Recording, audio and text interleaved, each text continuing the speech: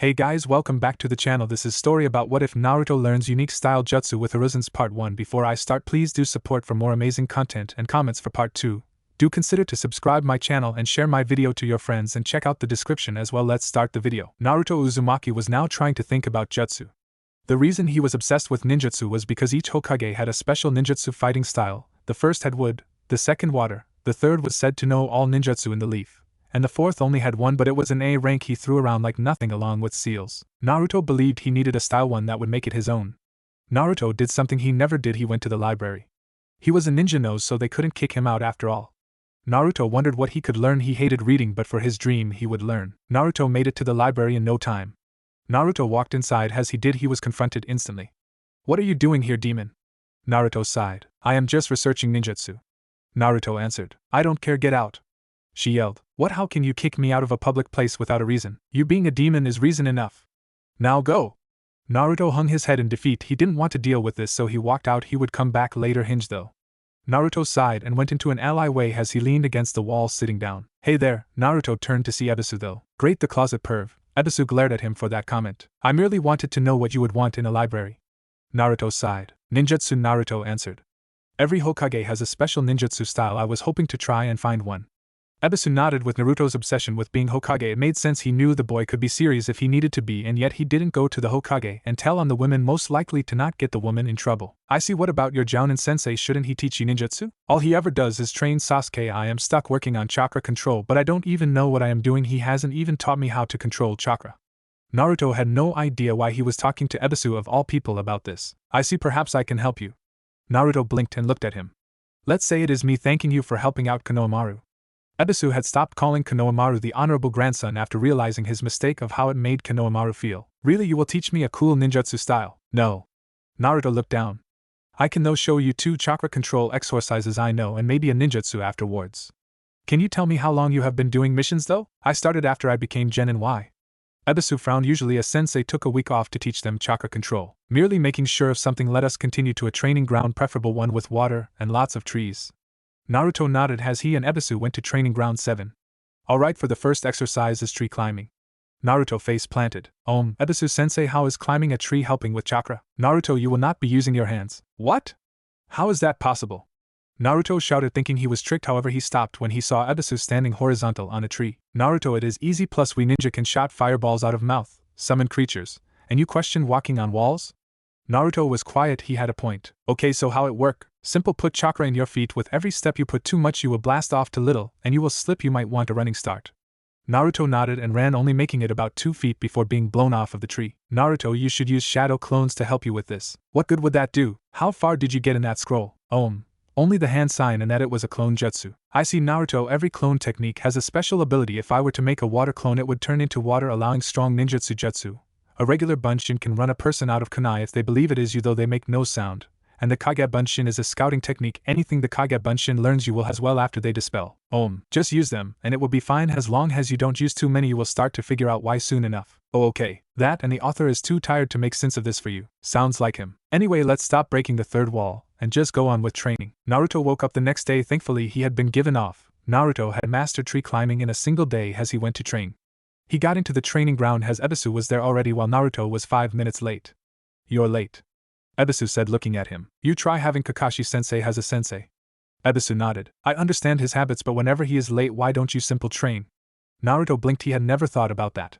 "However, that is unimportant right now. Now for your lesson, I will teach you how to walk on water." "What?" "Naruto, remember when you acted the same yesterday after you was shocked about walking on trees?" Naruto nodded. "My lesson, remember it. Don't be shocked by the power of chakra. It is almost infinite what we ninja can do." "Alright, sensei. Good, now make some shadow clones." Naruto hesitated for a second. "What is it, Naruto?" "Well, aren't shadow clones like taking a fast road?" "I don't want to cheat." Ebisu blinked and then spoke. "Naruto, these 2 chakra techniques should already be in your arsenal. I didn't want to saw anything, but you are behind as a ninja. The only reason you are using them now is to get where you need to be. As a genin, you should have 3 chakra control techniques and at least 1 basic ninjutsu under your arsenal. Probably not mastered, but you should at least know them. After this though, I want you to stop using shadow clones. It is dangerous, you see. From learning so much at once like this will cause information to rush into your brain, causing you to be overloaded." If that is so, then why use it now?" "Because you are learning the same thing, meaning the information is the same. Overload shouldn't be possible." Naruto nodded. Now let us continue for water walking. Keep your chakra constant, for water is always moving, so you must always keep chakra in your feet instead of doing it with every step. Alright, sensei. Now make shadow clones to help. Naruto nodded and went to work. Naruto spent 5 hours with shadow clones learning water walking until he finally got it. Naruto smiled as he laid in a patch of grass being given a rest. So what is the next exercise? Naruto asked Ebisu, who frowned. Naruto, that was all the exercises I have to teach you. What, but you said 3 chakra control techniques. Ebisu nodded. Yes, you have 3. What about the leaf exercise? Naruto blinked. Oh, okay then. Alright Naruto, now remember, do not stop doing these exercises. Along with helping with chakra control, they can expand your reserves as well as help you in battle. Naruto nodded. Now since you have mastered these exercises, then I will teach you a jutsu. Alright. Naruto beamed at him and nodded. Thank you, Ebisu-sensei. Naruto shouted out, which Ebisu nodded. Now Naruto, I am a fire ninja, however your nature might not be fire. It might be another element. Element? Naruto asked, confused. Yes, you see, every ninja has a natural element. Mine is fire, which use katan jutsu. There is suiton for water, doton for earth, righton for lightning, and futon for wind, but I doubt you have wind. Naruto blinked. What, why would I not have wind, sensei? It is a rare affinity in Konoha. I only know of one who has the affinity. I am fire, though along with a natural element some ninja learn a sub-element to help them. Seeing as water is my weakness, I would learn a lightning jutsu to overcome it. Since my affinity is fire, I couldn't learn water. Naruto nodded to him. Now water beats fire, fire beats wind, wind beats lightning, lightning beats water, earth is special, it beats lightning and wind, but fire and water beats earth. Okay, so how do I know which element I am? Well, normally I would use chakra paper, but I am currently out at the moment, so I was planning on teaching you a fireball jutsu. Konoha is known for fire jutsu and many have it as a natural element. So it would be understandable for you to learn one even if it is not your element. With your reserves it should not be a problem, especially a low-rank jutsu. Okay sensei, what's it called? Now it is called Katan Great Fireball Jutsu. It is a low D-rank jutsu. That's one weakness, is it will not be stopped until it consumes something. Isn't that dangerous? Naruto, the attack can be stopped by the first thing it consumes. You simple must work on aim. It will not burn a tree down, but it will do some damage to an enemy ninja.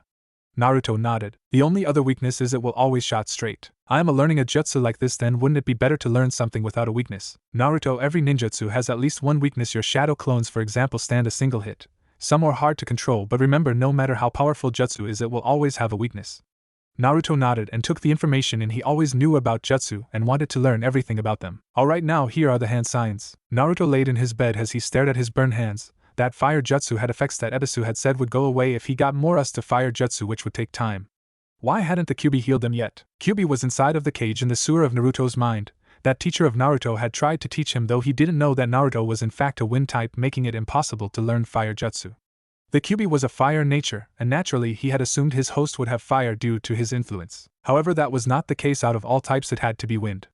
Kyuubi, though, now what would he do? His host needed fire. It was insulting to him if his host did not. After all, fire is about power while wind may be about combat.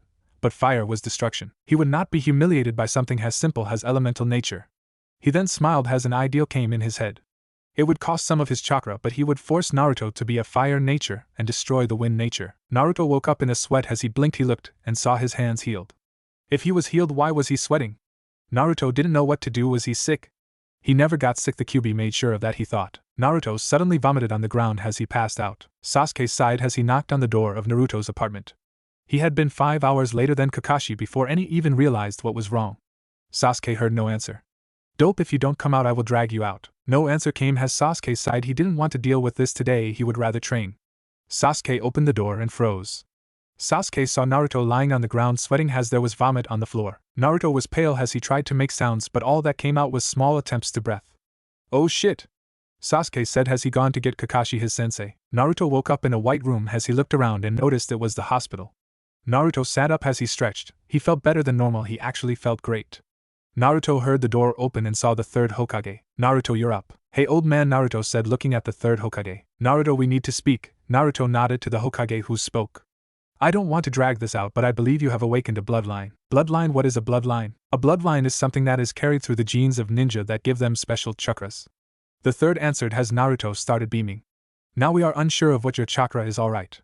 However, bloodlines usually revolve around elements except for dojutsu and some special ninjutsu. Wait, what would having a unique chakra be good for? Naruto, most bloodlines combine elements. Saw you have wind and water, it would make ice. Fire and water make boil. Earth and water make wood. Earth and fire make lava, and so on.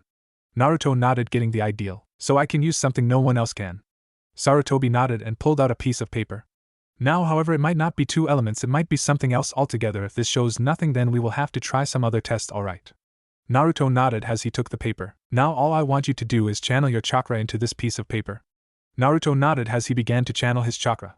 What happened shocked the professor. The paper tore apart, burning into ash. So wait, that is fire, right? No, if it was fire then it would only burn, not turn into ash. I have never believed it possible you have the ability to mix fire and wind. Naruto blinked at that. Aren't them 2 opposites? Naruto asked, clearly confused. Naruto, in fact they are. No one has successfully combined the 2 in an attempt except for one jutsu, though it was low rank. That was the best anyone has ever came to. Wait, why would people try to combine it? I thought you needed a bloodline. Naruto, in the old days it was believed elements were inherited. As such they would marry 2 elements such as earth and fire, which would make lava.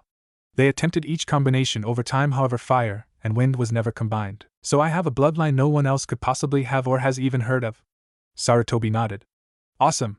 Sarutobi smiled and then spoke. Naruto, when you are released I want to see you. Alright, I have a jutsu that might help you. Naruto beamed and then frowned. But I am fine right now, why can't I go ahead and learn it? Naruto, do this for me and I will treat you to ramen after I finish my paperwork, alright. By the way, Naruto-kun, you might want to look in a mirror. Okay, GG. Naruto leaned back and smiled as the Hokage went out of the room, but then frowned at the last part as he just realized what Sarutobi said. Naruto got up and went to the bathroom. He froze. What he saw shocked him, as he no longer had blonde hair. His hair had turned white with red tips on the ends of the strands, as his eyes also changed. They were still blue but now had a red ring around them. Sarutobi was now in the council room the next day. Hokage-sama, what is the meaning of this meeting? Danzo asked, as he hadn't been informed of anything coming up. Naruto Uzumaki, are we finally going to kill the demon? One councilman yelled. No, Naruto will not be harmed. No civilian can harm him in any way. Any who do will be punished for hurting the heir to a clan. The demon has no clan. A councilman shouted, as others were also shouting except the clan heads. I know this, however, Naruto Uzumaki has unlocked a bloodline. All noise stopped. If this is true, what bloodline does he have? Sure, Yuga asked. I tested Naruto's affinities and it turns out that he has the ability to combine wind and fire. The clan heads was silent at that. No one had ever managed that, as many was thinking on how getting that bloodline into their clan. What good is wind and fire? Suko Haruno asked. Wind and fire are polar opposites. Many believed it was impossible to mix the elements into jutsu. To be able to do this means we have a bloodline no one even knows about. Are we going to enact the CRA? Danzo said, smiling, as he was already making plans. No, Naruto has been hurt most of his life. He will be allowed to marry more than one if he wants, but if we force him into a marriage he just might break. Danzo knew he was right but still hated they could force him, but he might release the Kyuubi and then die losing the bloodline. I am merely holding this meeting to state that Naruto is now considered a clan heir and no longer fails under the civilian council. The clan heads were smirking at the civilian council, who still didn't like Naruto. Naruto was now in front of Sarutobi and smiled. Naruto, what I am about to give you cannot be given to another. It will be considered your first clan technique. Naruto nodded and took the scroll. However, Naruto, I must inform you, due to you being the only one holding the bloodline, you will be given a book on how to create jutsu. The reason is because you must have at least 3 jutsu revolving around your bloodline. Wait, how am I supposed to come up with that? Usually one makes a clone technique for their clan, an attacking jutsu, and a wide-range jutsu. Usually this is not required, however, with you having no clan to help you or scrolls, so for this will ensure your clan's development as well as your safety. This jutsu I am giving you is the burning ash. It is considered an attacking jutsu. Okay, so clone and a good wide-range jutsu. Wait, I have a clone technique? Naruto Kage Bunshin requires you to use massive amounts of chakra. You can only do this because of the Kyuubi. Naruto nodded and took the scroll with the book. Okay, GG, but if I do this, can I have a week off? Of course, I will tell you, Team U are undergoing special training for the week. Naruto nodded his thanks. Wait, they don't know about the bloodline. No one but the council currently does. Naruto, simple, because we are not broadcasting this. With your change of appearance, will finally allow you to change clothes without shopkeepers knowing. Naruto nodded and smiled. He could finally get rid of the orange jumpsuit. Thanks, GG. Naruto shouted, running out of the office. Naruto was lying in his bed as he woke up. Naruto got dressed in a black shirt and black shinobi pants with a red streak going down both sides. As he was about to walk out, an Ebisu appeared in his apartment. The Hokage has requested your presence. He says that you will not need to go to your team meeting. Naruto rose an eyebrow. It has been 1 week he had learned the burning ash jutsu, and one of his own creation thanks to the book on how to make jutsu. Has something happened? The Hokage says he will explain everything. Naruto nodded as he left to the Hokage tower. Naruto walked in the Hokage's office as he looked at Sarutobi. He also noticed a girl with long purple hair who wore a katana on her back with Ebisu gear. Naruto, I am glad you are here. There has been a grave mistake. What happened, Gigi? The civilians, well, they acted against you while you were in your training week. Naruto wondered what happened. Gigi, I wasn't attacked. He means they attacked politically. They didn't outright attack you. The purple-haired woman answered. What did they do? Naruto asked, confused. They had you replaced from Team 7 without my knowledge. They replaced you with a boy named Sai. Naruto, I would fix this, but it might be for the best. I want you to decide. Do you want to be put on a new team or be back on your old team? I think it would be best to be on a new team. May I ask why? Well, Sakura hits me whenever I ask for something. Kakashi only trains Sasuke, and Sasuke emo. Sarutobi chuckled at the last part but nodded. Very well then, this is Yugao, she will be your new sensei. Naruto looked at the purple-headed woman named Yugao. Now that this is settled, she will be taking you on kind of like an apprentice. However, you will not be doing missions with just the two of you unless it is D rank. All C ranks will be as backup for other teams until you reach Chunin. Okay, GG? Naruto said, smiling, as Yugao then turned to leave. Naruto, come with me so I may test you. Naruto nodded to Yugao as they both left. They arrived at training ground 37 as Yugao spoke. Now I have accepted you as my apprentice, true. But we will have a spar. If you are not able to impress me, then I will refuse to be your sensei. Yugao simply pulled out her katana with her right hand, holding it lax while the tip rested on the ground. Come at me with everything you got, do not hold back or I will slice you into pieces. Naruto gulped but nodded. Naruto rushed her, not wanting to show his skills off just yet. He stopped though when a silver arc flashed just barely in front of his neck. One death, you're already not doing well. Naruto jumped back. How could he forget the sword? A way around it, but how? Naruto smirked as an idea came to him. Yugao watched as he vanished into the bushes. If you don't fight me, then you lose, Yugao said as bait. She doubted it would work though until she saw Naruto running at her. Fool, Yugao said as she sidestepped his punch and slashed him in half. Yugao though felt her sword go through as her eyes widened, wondering why he did not dodge, but she also realized it went straight though with no hesitation. Though she then saw a second Naruto jumped at her as she caught the punch with her free hand, she felt as if her hand was burning. A third Naruto appeared in front of her making hand signs. Ash-style burning ash no jutsu. A stream of smoke flew out of Naruto's mouth as ash was mixed inside it, taking the form of a fireball as it went to hit Yugao. Naruto waited as the smoke died down, however it revealed a log that was burning. That was impressive, kid, Yugao said while kicking Naruto in the stomach as if appearing out of nowhere. Next time that should be your first attack. I see you made a new ash technique, an ash clone that turns into ash when dispelled, can burn the enemy if blocked, and also can make it look like you had actually died before turning completely into ash. Can't believe I almost fell for it, kid. Along with that was a good attacking ninjutsu. Too bad you didn't start off with the strategy. If you would have ran off in the middle of battle, the enemy would follow you and the strategy of a sneak attack would be pointless. Naruto grinned and spoke. Who said it was a sneak attack? Yugao blinked and turned to the piles of ash made from the clones. A shot was then heard. Ash-style slinging ash no jutsu. The ash shot towards her. As she dodged one as she jumped back at the other pile that landed in front of her. Not bad, kid. Ash-style ash spikes no jutsu. The ash pile in front of her rose into a spike towards her as she slashed it in half. Yugao rushed Naruto and slashed as he barely pulled a kunai out in time to block the attack. Taijutsu and Genjutsu need work. He seems to have ninjutsu down. Need to check Genjutsu. Yugao jumped back at her thoughts. She knew she would already accept the kid after the display of ninjutsu, but still needed to check his Genjutsu. Demoniac illusion, heartfelt sleep no jutsu. Naruto simple passed out. Naruto woke up in the training field as he saw Yugao leaning against a tree. Well, kid, congrats, you pass. What, but I lost? Naruto said, confused. You was never to win, only show me you had potential. Your Genjutsu sucks. Your Taijutsu needs work. You practically have no skills in Genjutsu. However, you came up with some rather good ninjutsu, kid. Tell me what gave you the idea for them? Actually, I only remembered what the book said and came up with them on the fly. Yugao blinked. Well, that is a rare thing, in fact nearly unheard of, to create jutsu in the middle of battle. But don't do it again ever. Why, sensei? Well, think first off, you never know if it is going to work, and that is the main reason why you must develop jutsu. The slinging ash, as you called it, was practically useless. All it did was move the ash, but it was slow. It would be better if, let's say, it was a strong wind current that spread the ash around. That way you can freely manipulate the ash without having to worry about where it is at. The ash spike has potential, but for now I would stick with the burning ash jutsu. The spike still needs to be developed. I sliced though it too easily for it to be effective. How it is now, tough. You would be lucky if you could get it to work. Tight. Now I would focus on perfecting them two jutsu and not worry about others. Alright, sensei, so, what now? Well, your biggest weakness is Genjutsu, so I will now show you how to break a Genjutsu. Tomorrow we will be taking a few D-rank missions. D-ranks, Naruto sighed. Why, I would rather simply train than the damn D-ranks, Naruto said, trying to hide a scowl as he hated D-ranks. D-ranks are simply used in order to get the requirements of the Chunin exams. You have to have at least 30 missions complete, and well, D-ranks are an easy way to achieve that. I thought I could not become a Chunin until I had a clone, attack, and wide-range jutsu? Naruto, usually only 2 of those are fulfilled. The Hyuga do not have a clone technique. The Aburame does not have an attacking technique, only wide range, and the Inuzuka have no wide range techniques. The Yamanaka only have a single jutsu, that is none of them. So it is only recommended? Yugao nodded. Now come on, you need to learn how to dispel Genjutsu. Naruto was now waiting on his sensei. He had trained 2 weeks non-stop with her in order to learn how to dispel Genjutsu. Yugao was now walking towards him. Naruto, I have been assigned an A-rank mission. What, but I thought I couldn't do A-ranks yet. Correct, while I am gone I have assigned someone in order to help be your sensei. He is taijutsu specialist and needs a ninjutsu user to help train his team.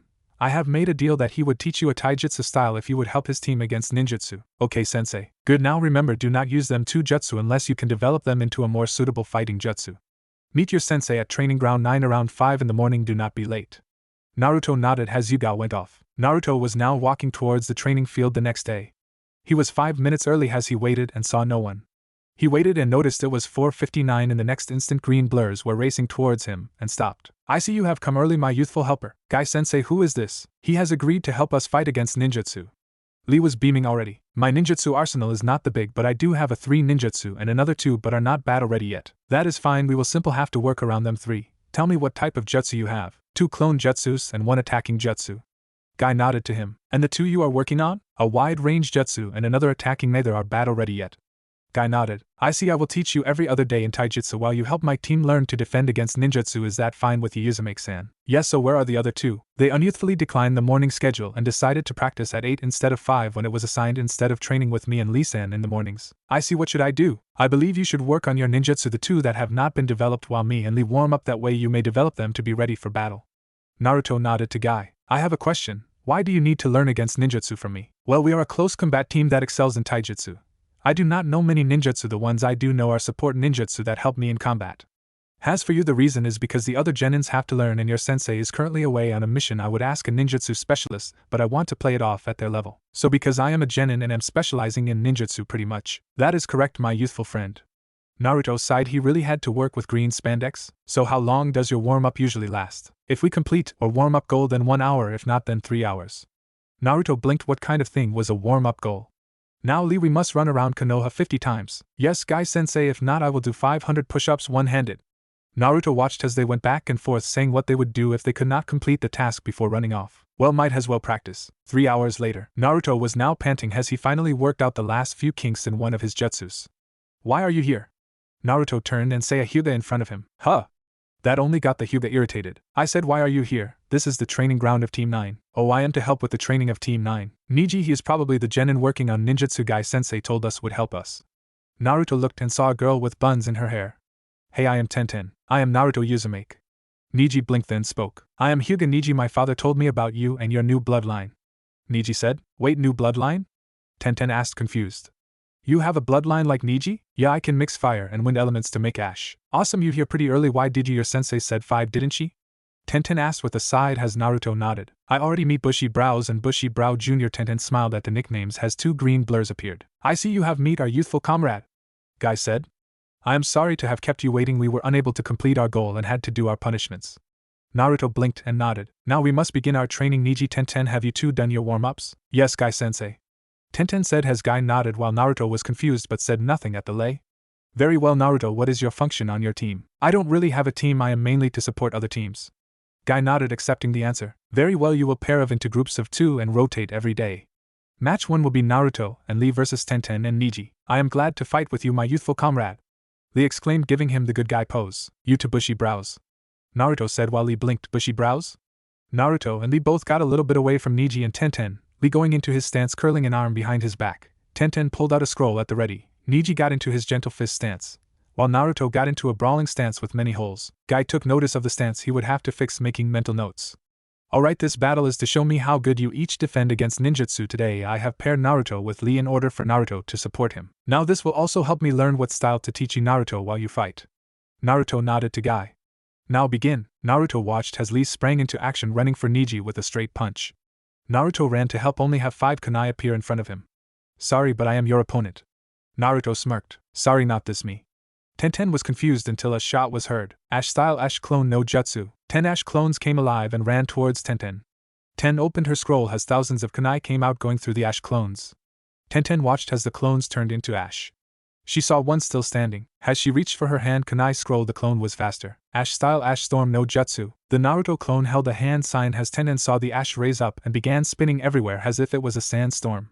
She couldn't see anything in the storm. Tenten felt some ash fall on her as forearm as it burned her. Tenten kept on brushing ash that got on her, trying to stop herself from burning. Naruto was now running to help Lee as Naruto had left his clones to Tenten. Good thing he mixed the Kage Bunshin with them, he thought. He learned Ash clones had a time limit before dispersing and couldn't use jutsus like shadow clones. Naruto saw as Neji was smirking at a down Lee. Each were bruised, but Naruto could tell Neji went for kill shots against Lee. Neji, however, was not hit anywhere vital. Naruto tackled Neji, who was caught off guard by him. Neji used Naruto's momentum against him as he spun around and slammed his palm down. Naruto hit the ground with a thud. "You are no match for a Hyuga," Neji stated coldly. Naruto smirked and turned around, forming hand signs. Ash-style burning ash no jutsu. Neji jumped back as smoke and ash came out of Naruto's mouth in the form of a fireball shouting up in the sky. Neji, however, did get burned on his left cheek barely. Such an underhanded trick. "Hey, where ninja?" Naruto with a grin as he got and made another hand sign. "I may not have perfected it yet, but oh well." Ash-style ash spike no jutsu. At first nothing happened as Neji smirked, thinking he failed, but Naruto was still smiling and holding a hand sign. Neji looked up and saw the ash he shot out earlier in the sky forming into a spike. He couldn't let him finish, Neji thought, and rushed to Naruto. Naruto closed his eyes and concentrated as the spike rushed to Neji. Neji rushed to Naruto as the spike was almost about to hit. Naruto got knocked back as the spike disappeared, turning to ash around Neji. "Like I said, you are no match for a Hyuga." Ash-style ash storm no jutsu. The ash around Neji shot up into a cyclone of ash around Neji, who then tried to move out of the ash storm. Neji ran through the storm covered in ash as he began to wipe the ash off. Naruto, seeing an opening, went to attack, only for a kunai to be held at his neck. Naruto turned and saw Tenten as she was holding the kunai. "We win," Tenten said. Naruto smiled as he made hand signs. Tenten was covered in a poof of smoke as Naruto was replaced with a log. Naruto appeared behind Neji and punched with all his force. Neji used his palm, striking Naruto's wrist, and then striking again with his other hand. Neji sealed 10 chakra points with quick jabs. Naruto jumped back, only for kunai to be slung at him as he took out his own kunai and blocked a few as 3 sliced the sides of his arms. Neji was now running towards Naruto to knock him off. "Dynamic entry!" Lee shouted in an air kick as he hit Neji directly in head. Neji rolled on the ground, being knocked back as he stood up. "Thank you for letting me rest, Naruto-san." "Yeah, no problem," Naruto said, blinking. "He was only resting?" Naruto was shocked though when Lee ran to Neji as Neji was getting up. Lee kept blurring from the speed he was running at. Naruto got hit in the chin with a staff. Naruto turned and saw Tenten, who was smiling. Guy watched the 4 genin spar against each other. Naruto was doing great in ninjutsu but was relying too heavily on them. Though he could understand, of course, with how lousy his taijutsu was, his kenjutsu, well, he could see how he had deflected the kunai sent by his student Tenten, that he was not good at it. He merely moved and had no accuracy. His students were not doing good against the genjutsu. That ash storm seemed to have a time limit was how Tenten had gotten out. Along with that, it was not strong. Neji had simple run through it. The burning ash jutsu was good for attacking but seemed to only go straight. The ash clones had aided into making ash for his jutsu. Guy was surprised when a Kage Bunshin had been mixed in with the ash clones that had used the ash to his advantage. Neji and Tenten was winning, mainly because Naruto had yet to work out the kinks in his jutsu. Guy would have to point out to him. After all, he was to teach him until Yuga got back. Guy began to think of the many taijutsu styles he knew. His one style would not work at all. Tai Chi, no, he couldn't see it with Naruto. Taekwondo, no again, what style would work? Guy then nodded to himself as he had a style for Naruto in his head. "Alright, enough," Guy said as the 4 genin stopped. Tenten, holding a sword at Naruto's neck as 5 clones was around her. Neji was about to gentle palm Lee in the stomach, who had a fist at Neji's head inches away. They all pretty much froze. Now credit each of you where your youth has failed." Naruto blinked. Does he usually say youth in everything? Each genin stopped and lined up next to each other after Tenten got her weapons. "Now Tenten, you had easily been fooled by Naruto's clones and his Ash Storm Jutsu. Naruto's Ash Storm Jutsu was however incomplete. It did not do too much damage to you and only lasted a few minutes. Naruto, tell me, what was your ideal about this jutsu?" "Originally it was to spread around the ash my clones make so I can do stronger jutsu, though I had the ideal to form it like a tornado around the enemy to hurt them." "I see, well then I suggest you widen the tornado and focus less on the tornado speed. The more speed the more damage, however the wider it is the slower it will get." Naruto blinked and nodded. "Now Neji, you constantly let your guard down. Naruto grazed you with the burning ash jutsu because of it. If his ash storm jutsu was complete you couldn't have run out of the jutsu. You was lucky the ash spike jutsu was incomplete." "Naruto, why did you attempt the jutsu that was not complete?" "Well, I have been working on both jutsu, although I thought one was complete. I need to work on that. And well, I believe the ash spike was battle ready, but it takes too long to form." "I see, however you should practice the jutsu though before even attempting it in battle." "Now Neji, if that jutsu was complete you would be dead. It would have hit you, and thankfully it was not complete." Neji only nodded, not saying a word. "Lee, I am sorry, but I was unable to criticize you." Lee looked a little saddened but nodded. "Now Naruto, come tomorrow at 5 for warm-ups. I have a special taijutsu style I believe will fit you perfectly." Naruto nodded. "Now you are free to go. Me and my team will now be taking a mission." Naruto left then. See you bushy brow sensei. Naruto was now walking to the training ground. Guy told him he would be learning his taijutsu style today. Naruto walked into the clearing as he saw Lee and Guy there.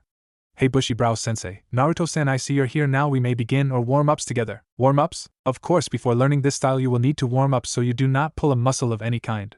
Naruto nodded. How bad could it be? 1 hour later, Naruto was nearly exhausted from all the running around and push-ups he had to do. Now that you have warmed up, I can teach you your taijutsu style. Cool, so what is it called, sensei? It is called the rolling fist. The rolling fist? Naruto said he had never heard of that style before. The rolling fist is a rare taijutsu style that many simple do not bother learning. Its style was almost lost, however one dojo still remains that teaches that style.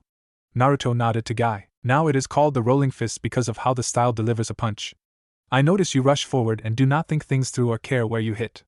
The rolling fist can deliver great damage to an enemy from where they hit, unless of course you only graze them. Cool, so what do I do first? First I will teach you the stance of the rolling fist. Copy me. Guy then spread his feet out to remain balanced as he put his left arm with an open palm, while his right hand was beside his waist but not touching him as the fist was a knife hand. Naruto copied the stand to his best ability. Alright, now I will show how to strike. The rolling fist is simple but effective. You simple start off with a knife hand. You start with a jab, as in the middle you shall roll your fingers and curl them. Your fingers should not touch your palm. Naruto nodded and went to form the fist. Naruto, stop. It is in mid-jab that you should roll your fist, not before. By doing so you are adding a small amount of momentum to your fist, making them strong. Alright, sensei. Guy nodded and pointed to a post. Now 300 punches, do not forget to roll your fist. Naruto nodded and went to the post. Naruto struck, curling up his fist as it felt like it did the same damage. Naruto, do not use speed at first. You curled your fist before you swung. Start slow so you can get the movement in your system. Okay, sensei. If you master this technique I will teach you more when I am not training my team, and you have mastered the technique I have given you for now, that will be the rolling fist. Naruto nodded and went to work with his new punching style. The week went by, days went by fast as Naruto developed his jutsus and his taijutsu, learning a few techniques from Guy to help with his new fighting style. Yuga-sensei was supposed to come back today as Naruto was in the training field. Naruto was now practicing the Ash Spike Jutsu. He can use it in battle, but it takes a while to form the Ash Spike. Naruto learned that the weakness of the jutsu was simple if it could be destroyed before it was formed. I see you have improved that jutsu, Yuga said as she appeared. Yeah, I can make it attack, but it takes too long to form at the moment. Yuga nodded. It is good to see you again, sensei, Naruto said with a smile. Yuga nodded and spoke. Naruto, tell me, have you learned a fighting style or started one yet? Bushy brow sensei taught me a little of the rolling fist. Yuga nodded. Very well though, Naruto, I must ask, why were you only coming up with attacking jutsu? There are other kinds. Yuga sighed and pinched the bridge of her nose. There are many: attacking, tracking, defending, support, wide range, weather, clone, and many more. Yuga said. I am not expecting you to come up with all of them. I also wanted to give you a present, Naruto. Naruto blinked. You got me a present? Naruto said, trying not to yell excited. Yuga smiled and nodded. She then pulled out a scroll. As she poured chakra into the scroll, there was a poof of smoke as a katana appeared, having a black and red handle. The blade was silver as it was 4.5 feet. Right now your Genjutsu is limited, so I got you this katana to expand your Genjutsu. Naruto nodded with a smile. A pigeon then came and landed on Yuga. Yuga looked at the scroll and spoke. I will have to show you how to use that katana later. The Hokage wishes to see us. Naruto was now with Yuga in front of the Hokage. Naruto, I am glad you are here. This concerns you, Ash Bloodline. Naruto nodded as Yuga knew what the Hokage was thinking. Hokage-sama, you cannot put him in the CRA, he is too young. The Hokage sighed as Naruto spoke. What is the CRA? The Clan Restoration Act. It is where a male can marry up to 3 women to make sure his bloodline continues on. Yuga answered for him. Wait, but Naruto, I did not call you for that, but it concerns it. You see, I have managed to persuade the council to stay into one wife after you become Chunin. If you can find someone before then, the council has agreed they would drop the matter. Naruto nodded. Well, he didn't have to rush being a Chunin. However, you must take the upcoming Chunin exams. But how can I find someone that soon? Naruto, I will try to do what I can, however I only came to warn you. They already know you have created 3 Ash techniques, and know the burning Ash Jutsu, meaning you're eligible for the Chunin exam in their eyes. Wait, 2 of those techniques are not finished yet. I know, however they do not care. I am sorry about this, Naruto. It's okay, GG, I understand. Good luck, Naruto. Sarutobi said as Naruto and Yuga left. Naruto sighed as he kept working on his Ash Spike Jutsu. No matter what he did, the Ash Spike took too long to form. Naruto kept adding more chakra into, but nothing, it would still be the same. Naruto sighed and kept at it. He knew jutsus took a long while to complete, but then low-rank jutsus should be easy, he thought. Maybe he was adding too much chakra? Naruto began to lessen his chakra, but the same thing happened, still too slow, it did not speed up at all. Naruto grabbed his hair in frustration, trying to figure out what the hell is wrong with the jutsu. You're adding way too much, Naruto. Naruto turned and saw Yuga. I tried adding less chakra, but the speed stays the same. I don't know how to fix it though.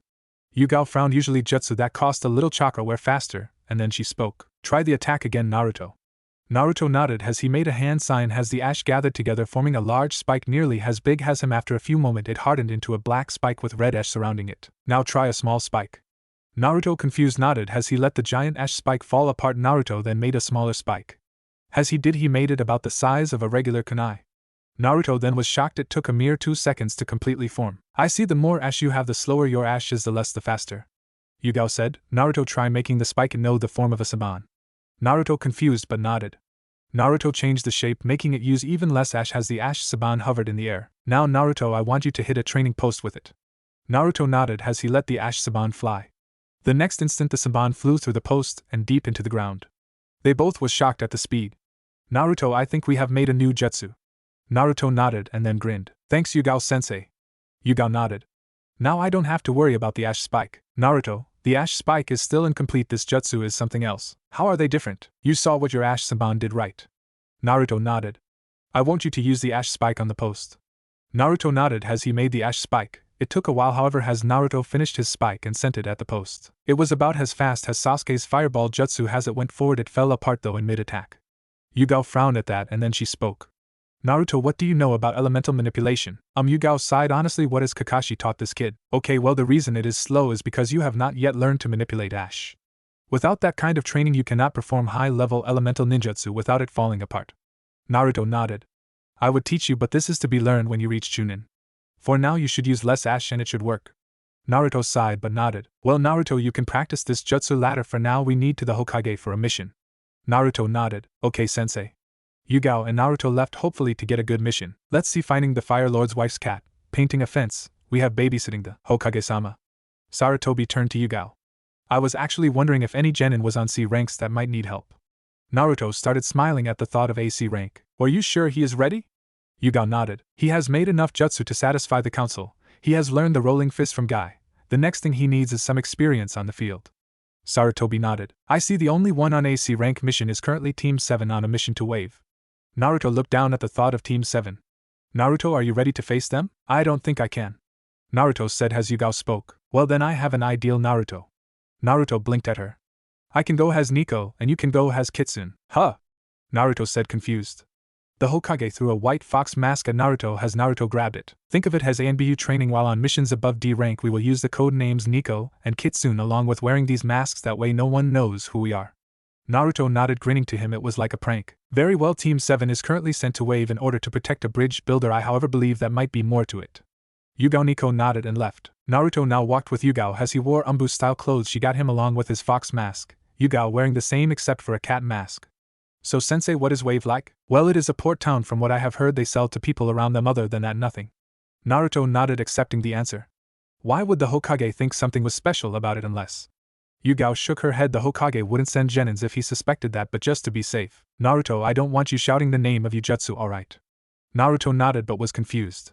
Yuga knew she had to come up with a cover so Naruto would not get suspicious. The jounin of Team 7 is Kakashi Hatake, the copycat ninja. His eye he keeps covered up is a dojutsu that copies ninjutsu, genjutsu, and taijutsu. Naruto nodded and wanted to protect his ninjutsu. Okay, sensei. Yuga nodded. Naruto looked at the blisters on his hand. Yuga had been training him along the way in the basics of Genjutsu. Naruto and Yuga were now in Wave and soon found Tazuna's house and walked inside. As Yuga walked in, she blocked a kunai that was thrown at her. Yuga blocked the kunai with her sword as Naruto saw a pale boy with black hair. I was unaware of backup being sent, especially ANBU. The Hokage had a bad feeling about the mission, and it seems he was right. We are here to assist reinforcements, or on the way. May I see proof? Yuga pulled out a scroll and showed him. It was signed by the Hokage. I see, forgive my quick judgment, I am Sai. Nico, this is Kitsune.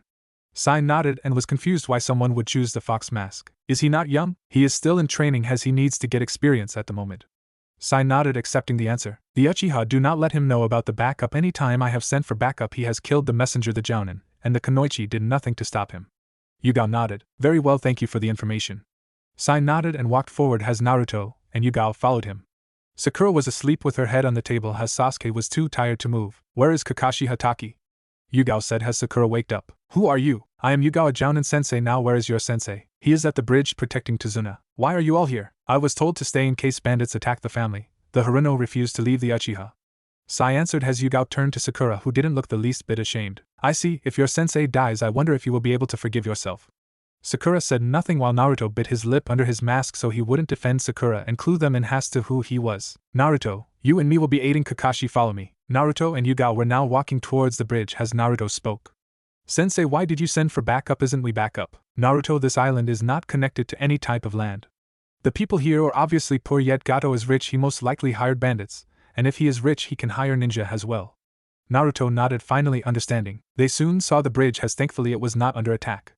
Kakashi saw both of them and narrowed his eyes. Who are you? I was unaware of backup or even a Kitsune Nbu. I am Nico and this is my apprentice Kitsune. The Hokage had a bad feeling about this mission and sent us to help you. Yugao said, showing Kakashi the mission scroll. Kakashi read the scroll and nodded. Thank you, we need it. Why have you not sent for backup? Last time the Sasuke destroyed the messenger I haven't had time to send a message. Yugao nodded and knew the lie. Why would he endanger them? How many workers do you need? Yugao asked the bridge builder. I would get more, but unfortunately they all quiet. Kitsune can make solid clones. He can help Kitsune make clones and help the bridge builder. The bridge builder watched as hundreds of Naruto were then made. With this the bridge will take no time at all. Thank you. Tazuna instantly put Naruto's clones to work. He can make shadow clones? Kakashi said, already having an idea of who it was. Every ninja has secrets, don't expect us to share. Kakashi nodded to her. Naruto sighed. He was already tired after so many shadow clones. Good thing is one more day and the bridge will be done. Naruto was on the porch of the house as he wondered what he should do. You're going to die. Naruto turned and saw a kid staring at him. Why do you think that?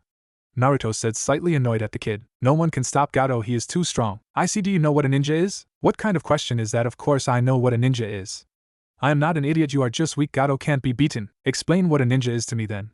The child was confused. A ninja was what was a ninja? A ninja is someone who is never afraid to lay their life on the line. We protect our village and everyone inside it. No matter what, we don't give in, we fight. We may use some tricks, but we are ninja, we don't play fair, and no matter how strong an enemy is, the will of fire will always burn. Will of fire? The boy asked. It's a testament to the village. As long as our will of fire carries on, the village will not be destroyed. This village, its will has burned out. All you need to do is rekindle it. What the hell do you know? You probably have never had a hard time in your life. You know I was an orphan. The boy stopped then. I had no family, no friends, no one wanted me. I was thrown out at the age of 4 and forced to live on the streets. I would get beat on my birthday. I am the scapegoat of my village. I have had to dig through garbage just to find food. I pay thrice the price for normal food unless it is ramen along with clothes and even medicine. Very rarely do I get anything regular priced. I have survived and I never whined. Instead I am showing them that I am not a monster they think I am. I became a ninja and I will not die. I will keep fighting. So when you say Gato is too strong, knowing one thing, you can't make me give up, cause frankly, I don't give a shit. Inari now sat in his room as he kept on thinking about what the fox masked ninja said. The will of fire? He had been then all that, and he still had said he would do anything for the village? Had he even been telling the truth? Why couldn't he get them words out of his head? Will of fire? Inari said as if questioning himself. Naruto was now on the ground panting. Yugao didn't want him to practice near Sasuke or Kakashi. Since the Sharingan could copy his fighting styles and maybe his ninjutsu, Yugao had told him that most bloodlines could not be copied. However, since there was not really many elemental bloodline in Konoha besides Mokuton the wood element, that only one had, she didn't know. Kakashi didn't copy from allies unless he had to, so they didn't know if the Sharingan could or not. Naruto didn't want to be a test dummy for it. Naruto said and leaned against a tree with sword in hand as he was tired as hell from the training. Naruto had been working on his form with his sword strikes ever since his talk with Inari. He has always believed in the will of fire. After all, the third took care of him, and even though he never trained Naruto, he didn't instate that will in him, which only grew with determination. That brat saying he would die only angered him, and he knew he couldn't hit the kid. He couldn't even remember what he said to the kid. He only wanted to let off some steam by training. He cursed as it started to get dark. Naruto closed his eyes for only a few seconds, not wanting to move. Wake up. Naruto heard a feminine voice as he slowly opened his eyes. You'll catch a cold out here if you stay asleep like that. Naruto saw the girl had a pink kimono, and her face was perfect. Gomen, Naruto fought down a blush as the girl chuckled. I am Haku, by the way. What are you doing out here? I am training to get stronger. Haku raised an eyebrow. Are you a ninja? She didn't remember seeing the kid from earlier. Yeah, I am. Naruto said with a grin, but then noticed his fox mask had fallen off. Oh crap, oh crap. Naruto rushed to his mask that had fallen off during training as Haku chuckled at the boy's antics. I see. Why do you need to get stronger? Haku asked the boy. You already seem strong to me? Yeah, but I am not nearly strong enough. I want to be the next Hokage. I need to get stronger. I see. Do you have any precious people? Naruto blinked behind his mask. Precious people? Naruto thought for a minute as he saw Irika, the one who actually taught him, the ramen vendors who was the first to accept him, the third Hokage who helped raise him, Yuga the one who taught him now, guy who didn't discriminate, Konohamaru who now saw him as a rival and a sensei. Yeah, I do. Haku smiled. When you protect those precious to you is when you are truly strong. Haku said. So what are you doing out here?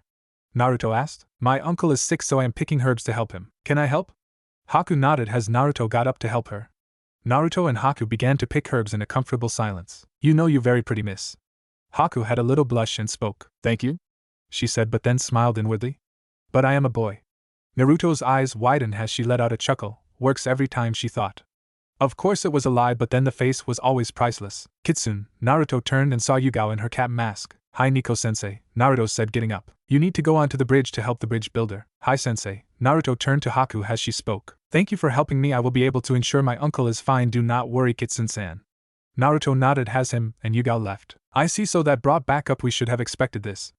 Zabuza said in his bed. Hi Zabuza-sama, what should we do? We have to move up the process. If they just got here they would be tired from the long walk, and it would be best before they got too familiar with the area. But you're still wounded. I know I am going to have to get a favor from them. You are not talking about your old apprentice, or you? Hi him, he can take care of the brats whilst me, and you take care of Kakashi, and the two Umbu. Has he not forsaken us?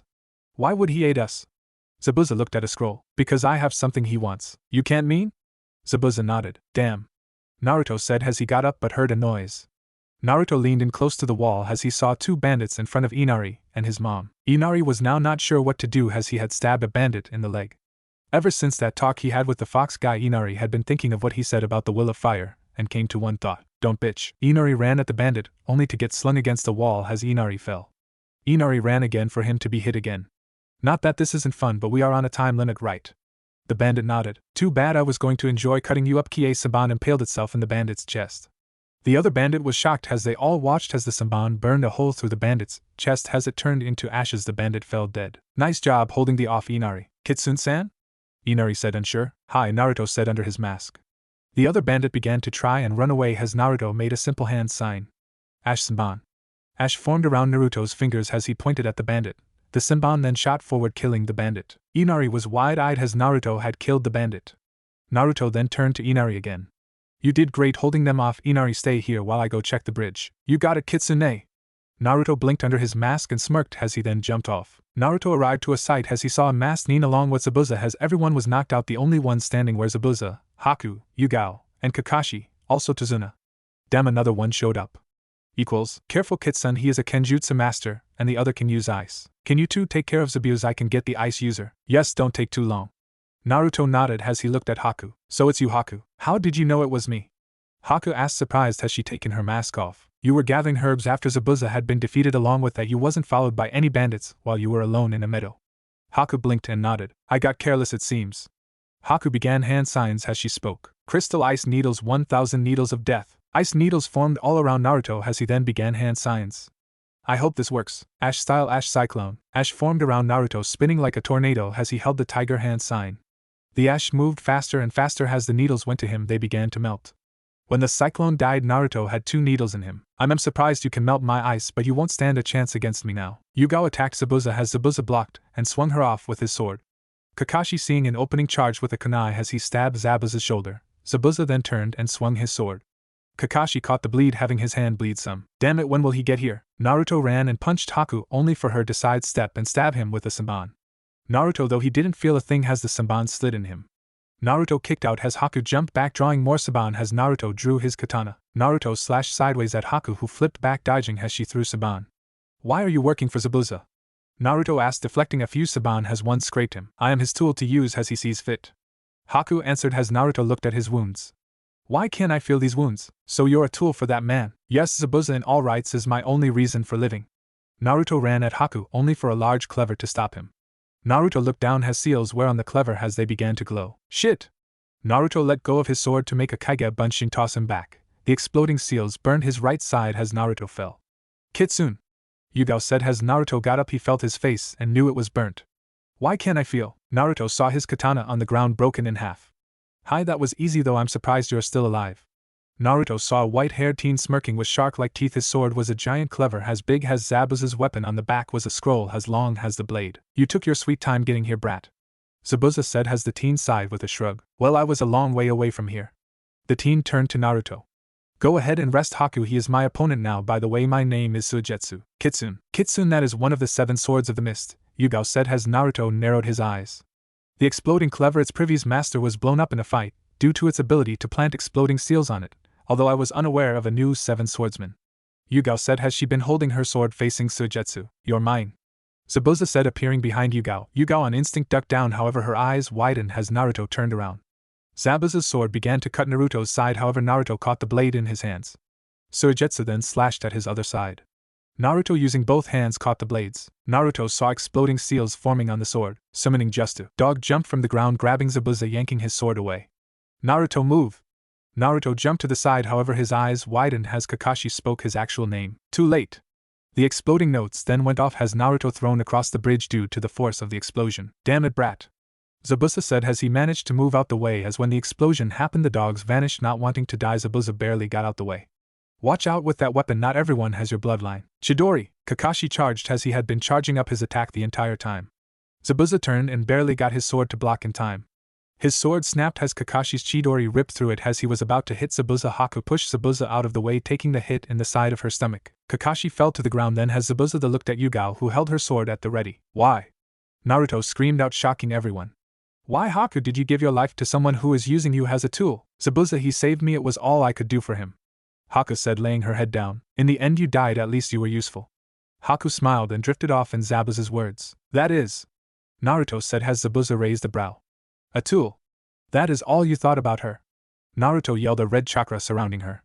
She gave her life for you and you say she was still a tool? Kid, what do you want? Kid, you've said enough. Zabuza said as he looked away. Haku was always a daughter to me. Sensei? Suigetsu said, shocked he had never seen his sensei ever shed a tear before. Suigetsu, I know I wasn't that good to you and you hated me for what I did, however I am sorry. I never wanted to let Haku grow up. Though despite that she always believed she owed me no matter how many times she saved my life. Naruto began to calm down some as he heard Zabuza speak. Clap, clap, clap. Oh my, how touching. Gato, what are you doing here? I can handle this. Gato snorted. I doubted you on your last leg, along with that your sword is broken. Not that I intended to pay you anyway. Zabuza, Yuga, Suigetsu, and Naruto all faced Gato as there was a small bandit army around him. A ink dragon crashed into him. Huh? Naruto turned to find Sai completely unharmed. Kid, you're still alive? Zabuza and Yuga said. How? Yuga asked. I knew Gato was playing Zabuza. The best logical reasoning would be to eliminate the threat, so I laid possum. You never noticed, however. When did you fake your death? Zabuza said, shocked. When the washboard saw Dickless with Samban in him. It was effective and efficient. That son of a bitch killed out meal ticket. Get him, then we can raid the village. A arrow shot the bandit in the chest. You stay away from our village. The bandits saw the army of civilians along with the few ninjas still standing and turned away running. Sai turned to Naruto and spoke. It is nice to meet you, Naruto. Naruto blinked then froze. How do you know my name? When Yuga came she said both you and her names, however your mask got knocked off so I assumed it was okay, but now a nickname. Naruto sweet dropped a nickname. Whiskers. Naruto sighed and then turned to Haku as he went to her.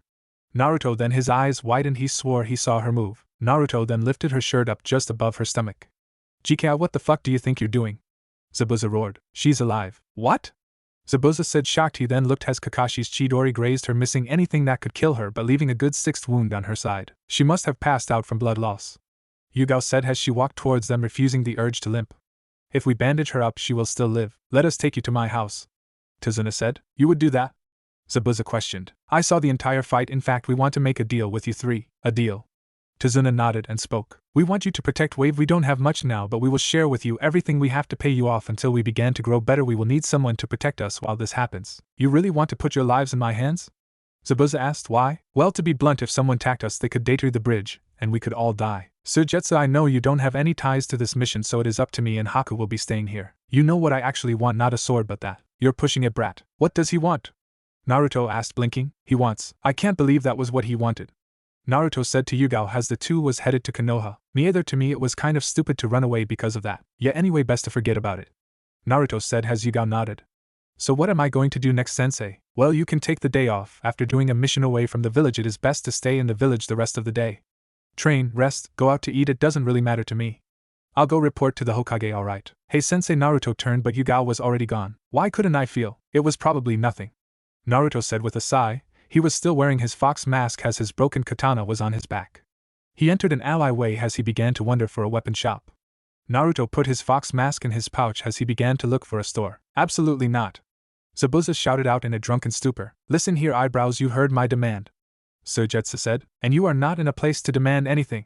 Zabuza shouted out. Listen to him, hick, kid, you're far too young. I don't care about that. I want. Hello? Naruto came into a store as he saw Tenten in the store. Tenten, what are you doing here, Naruto? Oh, I work here when I am not training or on a mission. What are you doing here? I was only looking for a new katana, mine broke on a mission. You use a katana? Naruto nodded, a little freaked out. My sensei wants me to be adept in everything, not just ninjutsu, so she gave me a katana. That makes sense, I guess. Anyway, come on, we keep the swords in the back. Naruto followed Tenten to a room as he saw swords hanging everywhere. Well, here we are. By the way, how did your sword break? Oh well, Naruto began to tell Tenten about Wave and all that happened as even she was shocked he fought against a legendary sword even if he didn't do that well. Naruto eventually bought a katana like the one he had and was about to leave. Hey Tenten? Tenten blinked and turned to Naruto, wondering what he wanted. Yes, she was cut off as Naruto kissed her. Tenten's eyes widened in shock as Naruto pulled away. Naruto, what was that? I'm sorry, but I wanted to kiss a beautiful girl before the exams. Naruto then ran off. Wait, Naruto was already gone. So you think you can run after that? Look, the answer is no. Zabuza said as Sujutsu glared at him. No. Look, it can't be that bad. White Izuna began to start only to be cut off as Zabuza spoke. No, the answer is still no. Then I have no reason to stay. Sujutsu said as Zabuza glared at him. Naruto was now practicing his Genjutsu in a clearing as he saw a kunai fly past him. Naruto turned to see Tenten holding a string of kunai in her hands. Naruto, talk now, why did you kiss me? Naruto sighed and spoke. I don't know. Tenten raised a brow for him to continue.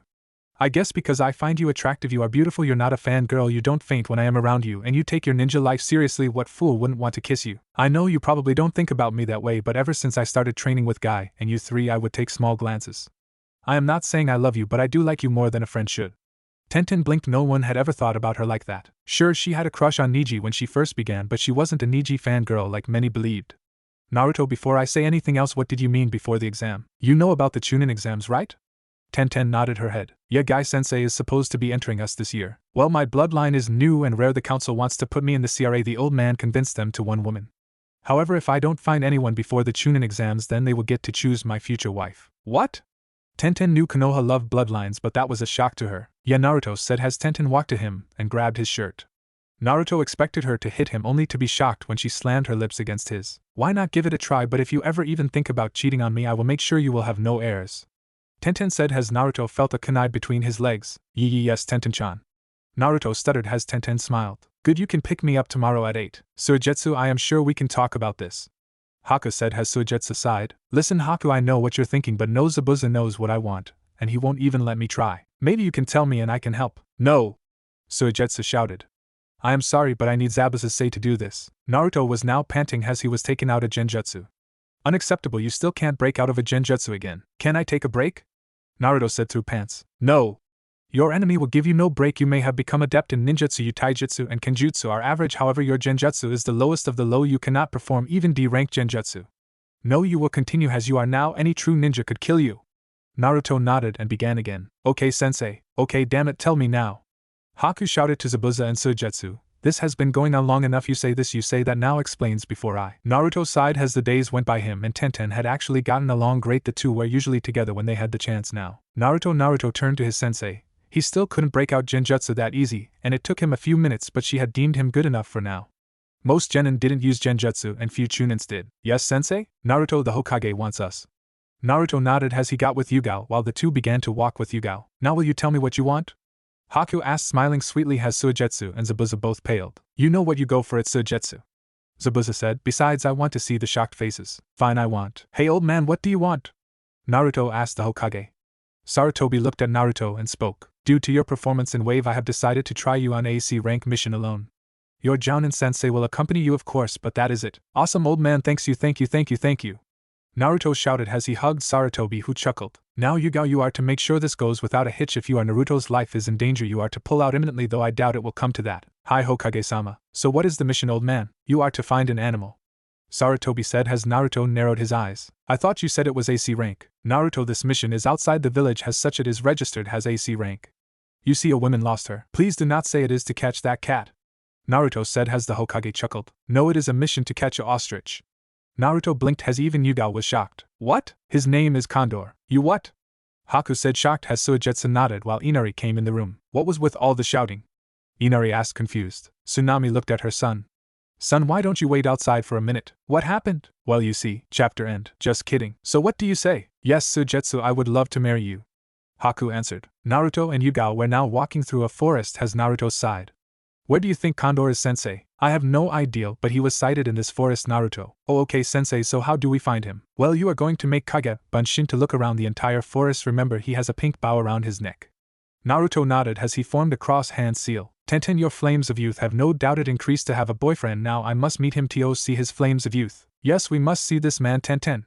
Tenten groaned. She had just told her team about having a boyfriend, but they had interrupted her before she could continue. I see you and this man were fated. What is his name?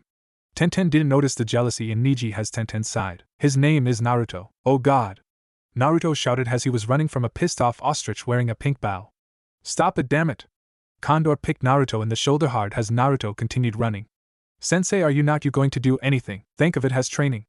Yuga shouted across the clearing. Naruto and Condor were in. This isn't funny. Naruto shouted only to get pecked as Condor was ensuring his freedom. Try looking at it from my point of view.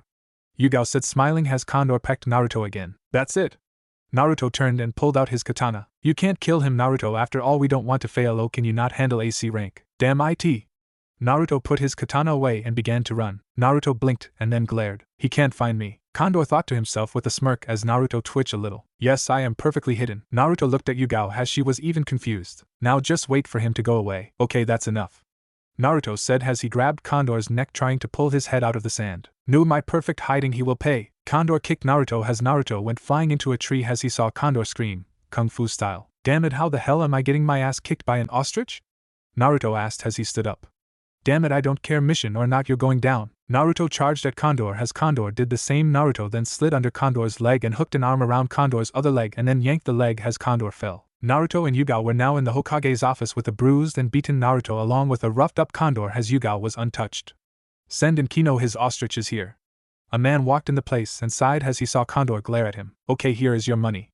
The man reached in his pocket and paid the Hokage the exact amount. Huh? How did you have the exact amount of money ready? Naruto asked as the man sighed. I once met a genie kid, he gave me 2 wishes. I used my first wish to always have the exact amount of change I needed in my pocket. Naruto blinked and then got pecked in the head. And what is with the ostrich? Naruto asked as him and Condor glared at each other. My second wish was for a chick with long legs and a fiery attitude. You got beat by an ostrich, Tenten said, blinked as Naruto mumbled to himself. I didn't get beat, he lost. Tenten smirked and shook her head. Tenten couldn't help it, she laughed at the thought of an ostrich beating Naruto. Hey, don't laugh, I swore that thing is evil. He even screamed at me before attacking. Tenten laughed harder as Naruto began to pout. Oh, don't be like that, if it was someone else you would laugh. Damn it, brat, that hurt. Naruto and Tenten both turned and saw Konohamaru being held up by a guy in a cat suit. Naruto drew his sword as Tenten got a kunai read. I'll go, you back me up. Tenten nodded as Naruto vanished. Konohamaru watched in shock as the guy he accidentally bumped into was slammed against a wall, a katana pressed against his throat. Boss! Konohamaru shouted overjoyed, his boss had saved him. Watch it, brat, I am the Kazekage's son, you could start a war. Kankuro said with a grin. Like you almost did attacking the Hokage's grandson. Kankuro paled at that as Temari shook her head, muttering, idiot. Kankuro, what are you doing? Naruto turned and saw a red-head boy. Gaara, sorry, but this brat started and… Shut up, you're a disgrace, don't forget why we came here. Kankuro hung his head in shame and fear as Gaara looked at Temari. I thought you said you could control him. Temari paled some and began to sweat bullets. Hey, don't look at me, he did this all on his own. Whatever, we are leaving now, so drop my brother. Naruto blinked and sighed as he dropped Kankuro. Okay, but first tell me what you 3 are doing here. You idiot, we are here for the Chunin exams. Kankuro said, dusting himself off. Even so, any shinobi from another village is to show proof of what they are doing here. Just because it is the Chunin exams do not mean people won't use it to their advantage. Kankuro blinked as Temari got the papers. Here, you happy? Temari said as Naruto nodded. Okay, hey Tenten-chan, come on. They were shocked, except Gaara, when a bun-haired girl appeared. Okay, Naruto-kun, Tenten said as Naruto looked at Konohamaru, Udan, and Moegi. You know the other 2 of the Konohamaru Corps. What are you waiting for? Don't you want to play ninja, or are you too good for me? Konohamaru smiled and ran off with his others. Come on, boss. Wait, what is your name? Gaara said to Naruto. Why would I tell you I am a ninja? We don't give away our secrets, do we? Gaara actually smirked at that and left. What a weird guy, Naruto said as Tenten nodded. I know he had that guard on his back, must be heavy. I was talking about the guy wearing the cat suit. I mean, honestly, who wears a cat suit and makeup? Hey sensei, what are doing today? Well, Naruto, I am taking the day off. You on the other hand are to train by running 10 laps around Konoha, then spend the rest of your day practicing ninjutsu. Huh? What about you, sensei? I have a date. Naruto blinked as his eyes widened. What? Naruto shouted as he began to wonder who it would be. What do you think, I can't get a date? Yuga said, narrowing her eyes as Naruto kept his mouth shut. That is what I thought, but don't you will have a sensei help you. Who? Yuga was now sitting with Hate Gecko in a cafe. Not that I don't enjoy this, Yuga, but how do you know your student is training? Yuga smirked. God damn it. Naruto's shout was heard throughout all of Konoha, and that is how I know. Come on, brat, this is the best fun I have in days. No more, please. Naruto said in the fetal position. Oh, come on, it couldn't have been that bad. No more, please, Anko-sama. Anko sighed at the kid. Anko, what did you do? Anko turned to see Yuga and smiled. It wasn't that bad, I was only teaching him how to dodge. Knowing you probably sent snakes after him while throwing poison senbons, having him jump on the top of treetops. Hate said mainly as a joke, however when Anko said nothing he blinked as his and Yuga's eyes widened. What, it wasn't that bad, I only hit the kid about 5 times. Good job. Yuga said as Naruto's eyes widened. I trust you can train him on Saturdays, this way me and Hate would have days off. Yeah, I'll get him in shape. Naruto began to pale. It had been about a month since then as the Chunin exams were a few days away. Naruto had learned about many different poisons from Anko as the two got closer and surprisingly now saw each other as brother and sister. Naruto developed his jutsu even farther as he still couldn't do the ash spike, but now he could create Saban faster. He had even gone on a few more C-rank missions with Anko and Yuga at times as his sensei said D ranks would be a waste now since they were needed for teams that required teamwork in order to help them progress. Now Naruto, I have called you here to talk about your clan. What about it, Gigi? With the Chunin exams getting closer, I wanted to know if you have found someone. Naruto blushed as he nodded. Her name is Tenten-chan, she is really cute but scary. Scary? Sarutobi asked but then shook his head. I see. Well then, Naruto, I do not want to put pressure on your relationship at all. This is surprisingly good. How so? Well, Naruto, you would have been chosen to be with a female shinobi without a bloodline. How come, Gigi? Naruto, with bloodlines things get difficult. Choosing someone, if they have a bloodline, one might be dominating over the other and yours could be cancelled. Then there's the chance they cancel each other out. The final would be the two bloodlines combing, which has never happened before to my knowledge. Oh, okay then, Gigi. Good. Now there is another matter, Naruto, you are going to now be given a clan home. I was going to wait until after you became Chunin, however I have decided that you need a safer area to live in since you gone on 5C rank for a past the other barely. You have even began to make a name for yourself. They are starting to call you the Ash Blade. Hey, I got the damn bird. Sarutobi chuckled. Anyway, there is a chance enemies of Konoha will come after you, so as such you will be given a more secure home. Sarutobi handed Naruto a pair of keys. This will allow you entry, and also here is your new address. Naruto took the slip of paper and smiled. Thanks, Gigi. Naruto, one more thing. In your house there will be a library. I want you to write all jutsus you create or that revolve around your bloodline in the library, all right here. Sarutobi handed Naruto a piece of paper. This seal will allow only the Hokage or people with your blood into it, that way you won't have to worry about people stealing clan techniques. Thank Ji. I see. Now bring in Tenten. Naruto blinked as Tenten walked inside. Tenten-chan? Naruto asked confused. Naruto, I watched you two develop over the past month, and even though I hate to do this I must, as you know the Chunin exams are in a few days. Naruto, after the Chunin exams you and Tenten are to be wedded. What? They both shouted shocked. Naruto, Tenten, out of all the shinobi I have rarely seen any surpass the age of 35 except for a few and those who have retired. Think of your classmates' parents, each look around their late 30s. Do you know what that means? They married young. Tenten said as Sarutobi nodded. Usually you would have to be 16, however we are holding a special occasion. Naruto nodded as he looked at Tenten. Hi Hokage-sama. Both said at the same time. Naruto walked into his new home and blinked. It was secluded, alone, surrounded by the woods. His compound had 3 bedrooms along with that a kitchen, dining room, and living room. Outside he had a training area, not that big but big enough to spar and practice jutsu in. It is kind of nice. Naruto rubbed the back of his head and looked at Tenten. Hey Tenten, I'm sorry. Sorry? Tenten asked. Yeah, you kind of got forced to stay with me and well, it is my fault. I am kind of glad you did. Huh. Naruto, I admit I had a crush on Niji, but he always thought of me nothing more than a teammate. I figured I would die alone and with no one, but now I guess that has changed. Yeah, it has. Naruto then kissed Tenten on the lips. Naruto was now in his private training grounds. He was holding his sword at the ready, Yuga on the other side. Naruto, you have learned the basics of Genjutsu and have become decent in it. Now here is the hard part in your training. I have decided you are ready to advance and finally learn an actual style now that you know how to attack and defend. Really awesome, sensei. This style, it is called the Leaf Blade. Now usually you would have to be an ANBU in order to get this training, however the Hokage has agreed that I can show it to you. Naruto was now walking towards the academy where the Chunin exams were being held. Naruto had no team with him, he was treated as an apprentice, and as such told to take the Chunin exams alone. This did drastically decrease his chances of being promoted, though he really didn't care at the moment. Sure, he wanted to be Hokage, but he could wait. After all, after the exam, if he passed he would be married off. Naruto loved Tenten, yeah, he just didn't think he was ready to settle down. Naruto walked inside of the building and noticed the Genjutsu thanks to Yuga-sensei's constant teaching to be detect and dispel, though that was all he could do. Naruto then found a seat in the exam room as he noticed the people around him. He saw the trio from earlier as well as a guy with white hair. Traitor, forgotten, lone, loyal. Naruto blinked as the words came into his head as he shook his head. He then felt a hand over his. He turned and saw Tenten there. Tenten? Hey Naruto, so you're taking the exam too? Yeah, me and my team. Oh, Naruto began to look around. Naruto, what are you doing? I am looking for youthfulness. Lee stated he had something to do after meeting with the Uchiha. Naruto nodded to Neji. In past month he had trained with Guy some more and had eventually got the stick out of Neji's ass. Oh, I wish I could see it. Neji smirked and nodded. Naruto watched as the Konoha 12 came in minus him and plus Sai. So where is the dope? Kiba asked as Sakura snorted. That idiot couldn't handle being a ninja. You know that wasn't nice. Naruto said as he come to the front, Tenten, and Neji behind him. And who are you two but in our conversation? Naruto smirked. I'm a ninja, we eavesdrop a lot. Some of the other contestants smirk. Naruto Kyuen. Lee yelled coming in the room as Naruto smiled. Naruto, is that you? Sakura said as Ino snorted. No way, that can't be Naruto. He has blonde hair.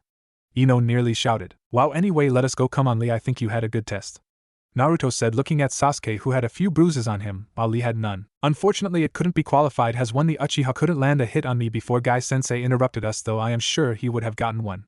Naruto only nodded and went up the stairs but felt a hand on his shoulder. He turned to see Sai there with a fake smile. It is good to see you again, Kitsune. Naruto smirked as he walked to his seat. Why did that guy even come down here? Kiba asked as Shikamaru sighed. He was evaluating us. Huh? Ino asked. Think of it, he glanced at each one of us and didn't even give his name. He is simply trying to make you think he had no reason to come down here. If he wasn't sizing us up, I don't know what he was doing. Shikamaru said with a sigh. You know, you guys should be quieter. They turned and saw Kabuto. Really, and why is that? Kiba said, nearly shouting. You see that? Kabuto said, pointing at a crowd of genin hopeful, each dropping killing intent on the rookies who began to sweat except Shino, and Sai he just smiled. So who are you? Sakura asked. My name is Kabuto, and you see, I guess you can call me a veteran at the exams. So you've taken it before? Shikamaru asked, raising an eyebrow. Yeah, I have failed the exams a total of 7 times, so you must really suck. Kiba said, laughing. Do you have information on the contestants? Sasuke asked as Kabuto smirked, pulling out a deck of cards. Yes, this is my collection of data. How about I help you newbies out? Anyone you want info on? Gaara of the Desert and Rock Lee, and that guy. Shikamaru said, pointing his thumb at Naruto. Well, at least you don't know one of their names. Okay, now Rock Lee. His teammates are Neji, Hyuga, and Tenten, no surname. He has completed 46 D ranks and 23 C rank missions. He is extremely fit in taijutsu, however in all other areas he is lacking. Sasuke nodded as Kabuto pulled out another card. Gaara of the Desert, his teammates, or Kankuro and Temari, each of them, or siblings, also known as the Sand Trio. Gaara has high ninjutsu and lacks taijutsu, he is that right? What? Sakura asked. He has never once been scratched on any mission. He has gone on A, B, and C rank missions. Their eyes widen, have some stole a glance at Gaara. Now then, the last one, his name is Naruto Uzumaki. What, that was the dope? Kiba said, blinking. He currently no teammates. Wait, how can he take the exam then? It says here he is an apprentice. They are treated differently. He has also unlocked a bloodline to combine wind and fire, making Ash Jutsu. He is currently advancing in ninjutsu and kenjutsu. He has gone on 35 D ranks and 5 C rank missions along with a solo B rank. He is also developing a name for himself. He is known as the Ash Blade. Not that known, however, he is supposedly a raising prodigy. That dope! Ino shouted. Has Naruto been unfazed? Calm down, maggots. Ibiki shouted. Naruto sat down in his chair as test was given out. Alright, here are the rules. Anyone caught cheating, 5 teams will get them and their team disqualified. Also that teams will be averaged into one group. Also, if one of your teammates do not answer a single question, the whole team fails. Now you also might not notice yet, but the 10th question is not given. That question will be given on the end of the test. Now begin. Let's see, question 1 is too hard, damn it. Wait, I got it. I will keep going down until I find the easiest question first. No, skip, not this one. Crap, they just get harder as you go down the list? Naruto got nudged by Tenten, who glanced at a mirror. Naruto looked up and smirked as he seen the answers. He glanced and saw the Chunins around them hadn't noticed him yet. He copied down the answers, sighing in relief as he flipped the paper back down. Naruto watched as other teams got taken out one by one. Only a few made it. He was glad he had Tenten. After all, they could only make one count even if they caught him. Time seemed to go by as Naruto watched people get taken out. Alright, it is time for the 10th question. Pencils down now. Everyone stood focused on Ibiki. Now before we go over this, the final question has a few rules. You can choose to take this question or not, but doing so you will fail. Troublesome, it is obvious to choose it, so why give us a choice? Yes, that would be it. However, if you take it and fail, then you will not be allowed in the Chunin exams ever again. You will not be promoted, and you will not be allowed to progress again. What? Was the general response while Naruto was blinking, thinking about the rules of Hokage. If he did not become Chunin, then he wouldn't have to force Tenten. He just smirked and laid back. After all, he could still be Hokage after being a genin. Simple put, he doubted that they could enforce the rule. Naruto watched as hands slowly began to raise. People were escorted out after it, and then it hit Naruto the true reason. They were testing them, seeing who had the guts to stay. Alright then, now you all pass. What? Temari yelled, shocked. This test was simple to see who had the courage to put their lives on the line. Those who gave up are not ready to put their lives on the line in a mission. You won't be given a choice. People like them will always come back and say maybe next year. In the world of shinobi there are no second chances. Then why the questions ahead of time? Temari said. Troublesome, it was a test. If they couldn't do that, then they wouldn't be ready. Shikamaru answered at Ibiki's nod. Correct. Now the second they were interrupted by a large poof of smoke as a banner appeared. The sexy Anko Midarashi, Anko Ne-chan. Everyone stared at Naruto. Hey there, Brad, I see you passed. And what the hell, Ibiki, you let this many pass? They a good bunch. He answered as Anko sighed. You must be losing your touch. Don't worry, I'll cut the numbers in half. Most genin gulped. You're early, you know. Who cares? Come on, brats, to training ground 44. Anko left after kidnapping Naruto. Alright, brats, this is the forest of death, Anko said with a grin as she dropped Naruto. Now then, this is where your second exam will be. Each of you will be going through a gate and handed a scroll. There are earth and heaven scrolls. In the middle is a tower that you must get to.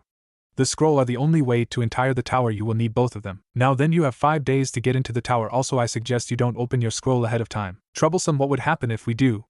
Anko grinned. Sorry, but I can't say. Let's just state it won't be pretty. Anko then pulled out some papers. Now then, please sign here on the paper. It is to state that your village cannot attack us if you die in the exam, as well to that you agree to put your life on the line during the exam, Anko said with a grin. Day 1 afternoon, Naruto looked at his heaven scroll as he put it in his kunai pouch. He looked and saw all the teams glancing on him. He didn't blame them since he was alone. He was the weakest group overall. He looked ahead at his gate. While he got ready, he would go ahead and plant traps around the tower. That way people would get caught. No, you should be patient. Naruto blinked and wondered about the voice. Was it the Kyuubi? There was no malice in it. Naruto saw his gate opening. Alright, begin. Naruto, taking the voice's advice, walked in and decided to keep a steady pace instead of rushing to the tower like he planned. Naruto decided he would simple walk to the tower. The teams would be gunning for him, so if he took them out one by one he would get the scrolls. Duck. Naruto decided to listen as he ducked. A demon windmill shot over him and implanted itself into a tree. So you do have skills. Naruto turned and saw a team of 3, each had umbrellas on them as they tossed up some kunai. Now then, you will die. Cave to the left. Naruto ran, going left as the kunai began to split into more, making it rain kunai. Naruto began hand signs. Ash style, ash shield. Ash began to form on the top of Naruto, making a shield as the kunai began bouncing off. A few though went hitting Naruto as he ran into a cave. Fire, lots of it. Naruto blinked. There was no fire. Well, you're still alive. Naruto saw one of them. So how do you know I have a heaven scroll? Tuame Nin said, and then walked towards him. Naruto then looked up and smirked as he raised his hand. Ash slowly came out at the knees. We just thought it would help us out if we eliminate you. That is one less team able to pass. Naruto nodded. It made sense. Naruto then made a hand sign. You know, on my end here I noticed this rock has a lot of uses. The ninja raised a brow. What do you think of a major explosion in a confined space with only one way out? The ninja's eyes widened. He turned to run. His team already out has the ash ignited. The explosion that happened afterwards shocked the trio. Did he just use himself as a suicide bomb? One asked until they saw Naruto run past them while bumping into the one that hadn't come inside as they turned to him.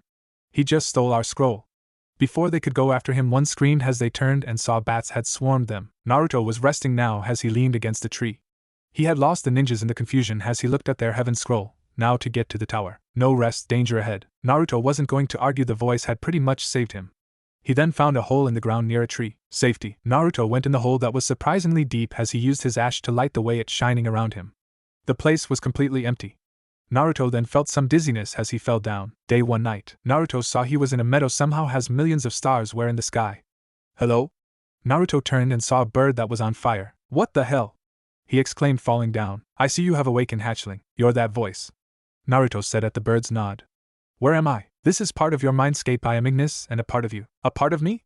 The bird nodded. I don't have long, hatchling. Allow me to explain while I can. You see, I am the spirit of your bloodline. Spirit? Yes, I am what is allowing you to use the ash style. How is that possible? I mean, I would know if a phoenix is inside of me. Do you not remember when Ebisu tried to teach you fire style jutsu?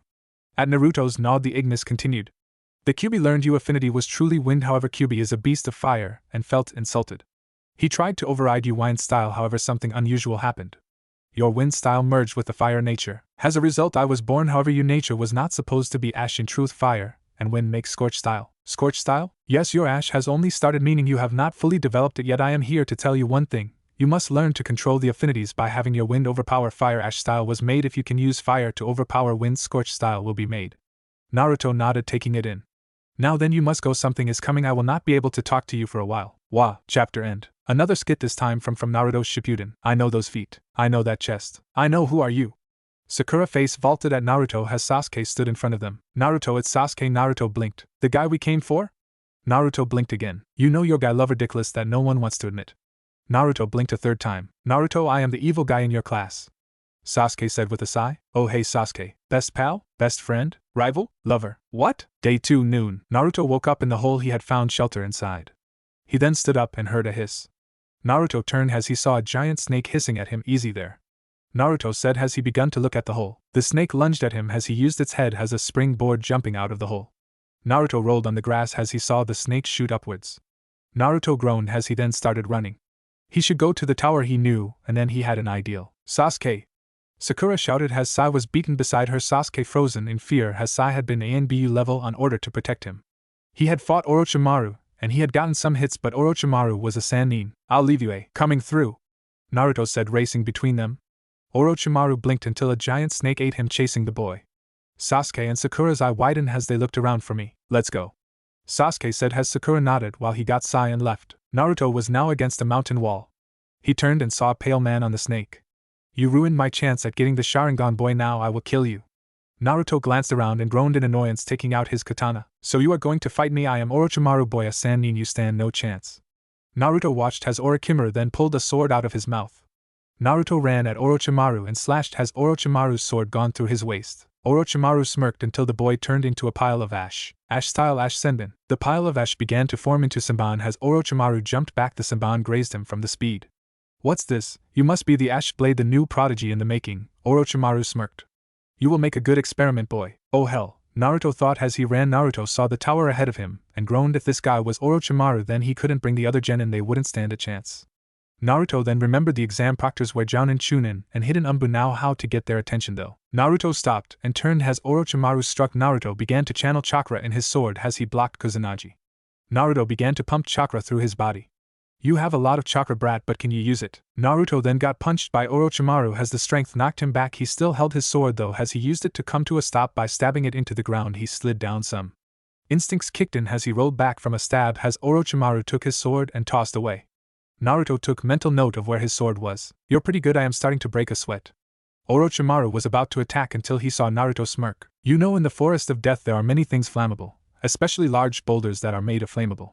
Orochimaru's eyes widened as he looked at his surroundings. He was surrounded by flint and trees. Ash-style ignite. Explosions happened all around Orochimaru as he backed away. Thank you, Anko-sensei, for teaching me that.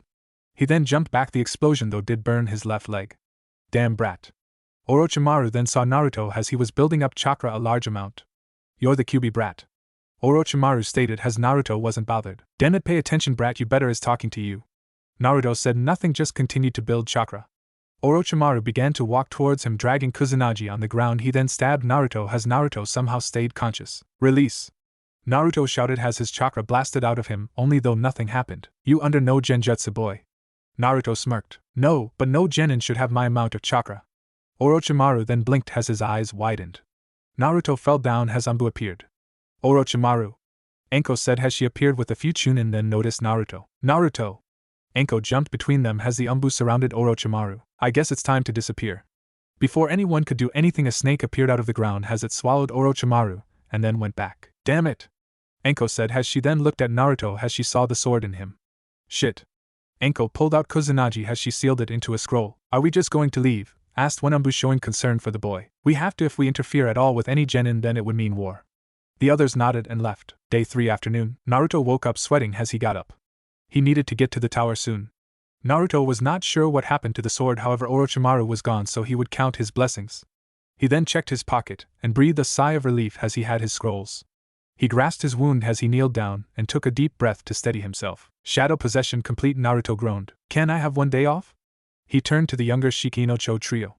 He stood up as he had an obvious limp. Sorry, but we won't get another chance like this. Naruto saw his shadow was taken by Shikamaru. Ino check for his. That's not a good idea. Naruto said.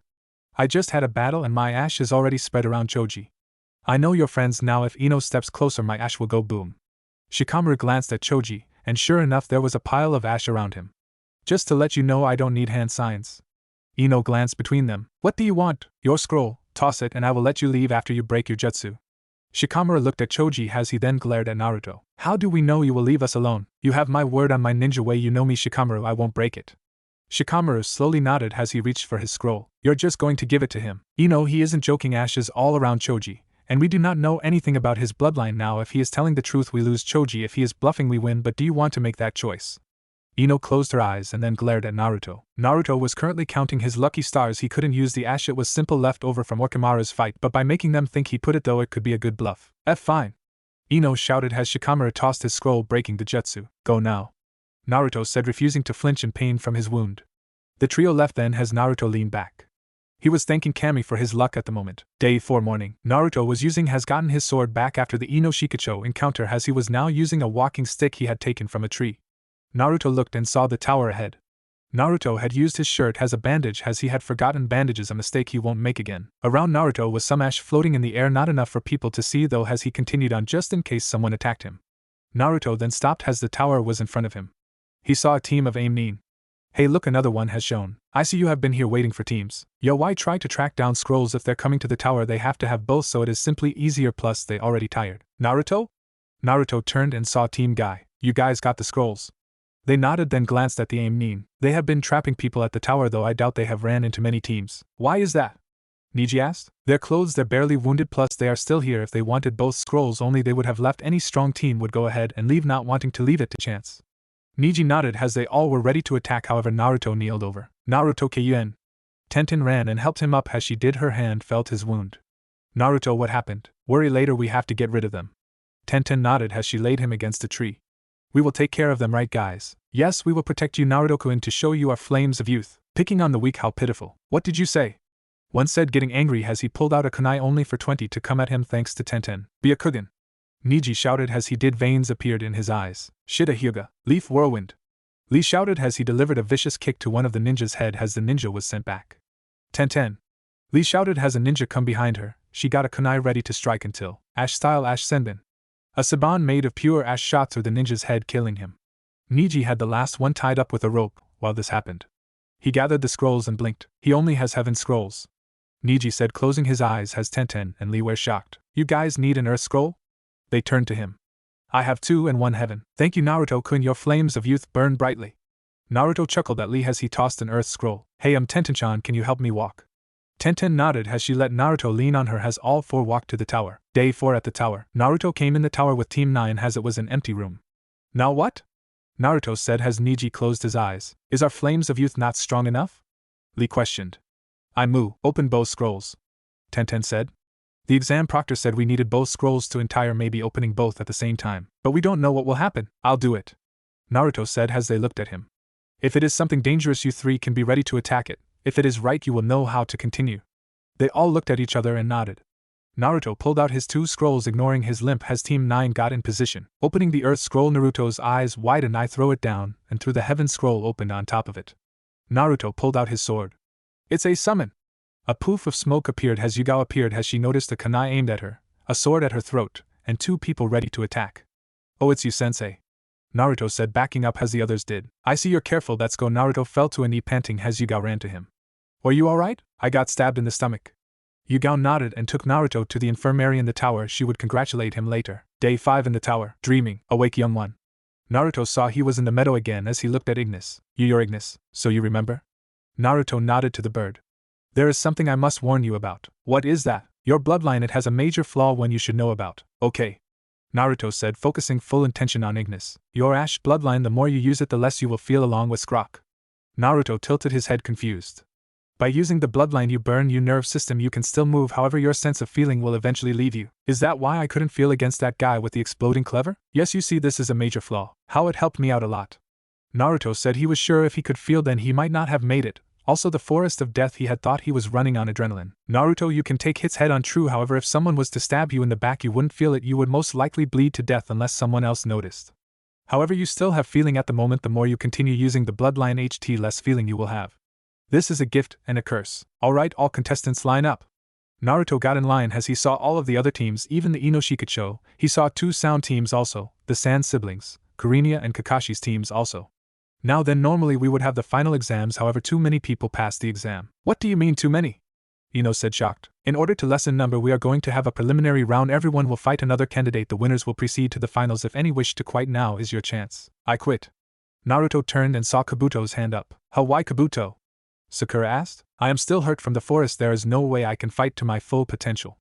Naruto narrowed his eyes, everyone was hurt somewhat yet they all stayed. Alright, contestants will fight as the names appear.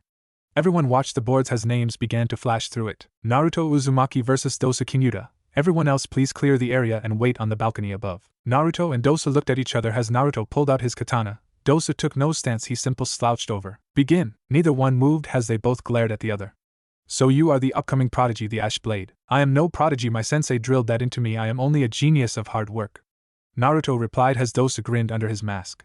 Naruto rushed towards Dosa and slashed. Dosa dodged and dodged attacks with little effort. How, Naruto thought out loud. He was not predictable, that was one thing Yuga had informed him, but he still needed to test it. Naruto put his katana up. The rolling fist was said by Guy that it was impossible to study the flow off. Given up already? Dosa asked. Naruto didn't answer, instead he went for a punch. Dosa dodged easily despite Naruto's speed. Naruto was about to trip. Instead, using the moment to his advantage, he rolled into a one-handed handstand. Naruto swung his foot around at Dosa, who didn't even need to look to dodge. Dosa turned and hit Naruto in the stomach. Naruto spat out blood as he heard sounds coming from Dosa's arms. Dosa jumped back and spoke. I expected more from you, but then Konoha is probably filled with weak genin. Dosa said, causing the Konoha genin to glare at him. I get it now. Naruto said, standing up. So that is your secret. Dosa narrowed his eyes. You're manipulating sound. You dodged all my attacks because you could hear the wind. Just now when you hit me it felt weak, however the ringing in my ear gave it away. So you're not as weak as I thought. Dosa said, you're right, I can attack your inner ear with only sound, along with that I can manipulate sound to a point where I can hear the very wind itself. Dosa said, but then that is your weakness. Dosa frowned under his bandaged mask. You know, if the wind is picked up to a certain degree then you can't make any sound at all. Dosa's eyes widened as he went to attack. Ash-style Ash Storm Jutsu. Ash began to spin rapidly in the arena as Naruto jumped in the air. The ash began to roar everywhere and the wind has the speed itself. The storm going around Dosa began to follow him. Naruto began doing hand signs then. Ash-style Ash Senbon. The storm stopped as all the ash turned into small senbon. Dodge this. The senbon then shot at Dosa in every direction as he jumped upward, having the senbon barely miss. Naruto smirked though. He changed his hand sign as he spoke. Ash-style Rising Spike. The ash below him shot up into a giant spike as Dosa was impaled. The giant spike went straight through him as the audience was wide-eyed except for Yuga. What? Why did Naruto kill him? Sakura asked wide-eyed. This is the life of a ninja girl. Sakura looked up to see Yuga. You all signed the papers that stated we are not responsible for death and understand the circumstances. Do not sign things you do not understand, especially with ninja. Sakura looked away. Was she ready to die? Winner is Naruto Uzumaki. Naruto walked to the stage as the medics took Dosa away. Many began to step away from him after all they had just seen him kill someone and not think twice about it. Naruto, why did you kill him? Sakura asked Naruto. Because he agreed to an all-out session. It was not a spar, Sakura. These are for those who put their life on the line for their villages. This is only a test, right? Sakura, you're a smart girl. All the village's best genin or here. Do you know why? To become Chunin Baka, why else? Naruto said as Shikamaru spoke. Or all the new leaf genin turned their head to Shikamaru. They want to see who is the best and how they compare. Say Suna beat a team from Kiri, then they would believe their training is better and assume they can take them on. So if we don't win, then they would assume Konoha is weak and might attack us. Shikamaru answered as Naruto nodded. Troublesome. Naruto walked to Yuga and spoke. Hey sensei, I need to talk, it's about my bloodline. Yuga narrowed her eyes and nodded. Naruto, what happened? Yuga asked as Naruto sighed. In the forest I had a strange dream. I met a giant phoenix named Ignis. Naruto, don't tell me you dragged me here because of a dream? Sensei, just wait, he said my bloodline is burning my nerve system. Yugo's eyes widened as she then narrowed her eyes. I see, follow me, we will have to get you a checkup first. So what, how bad is it? Asked Yuga as the nurse looked at her. It turns out that the fire nature seems to be forced into his system somehow.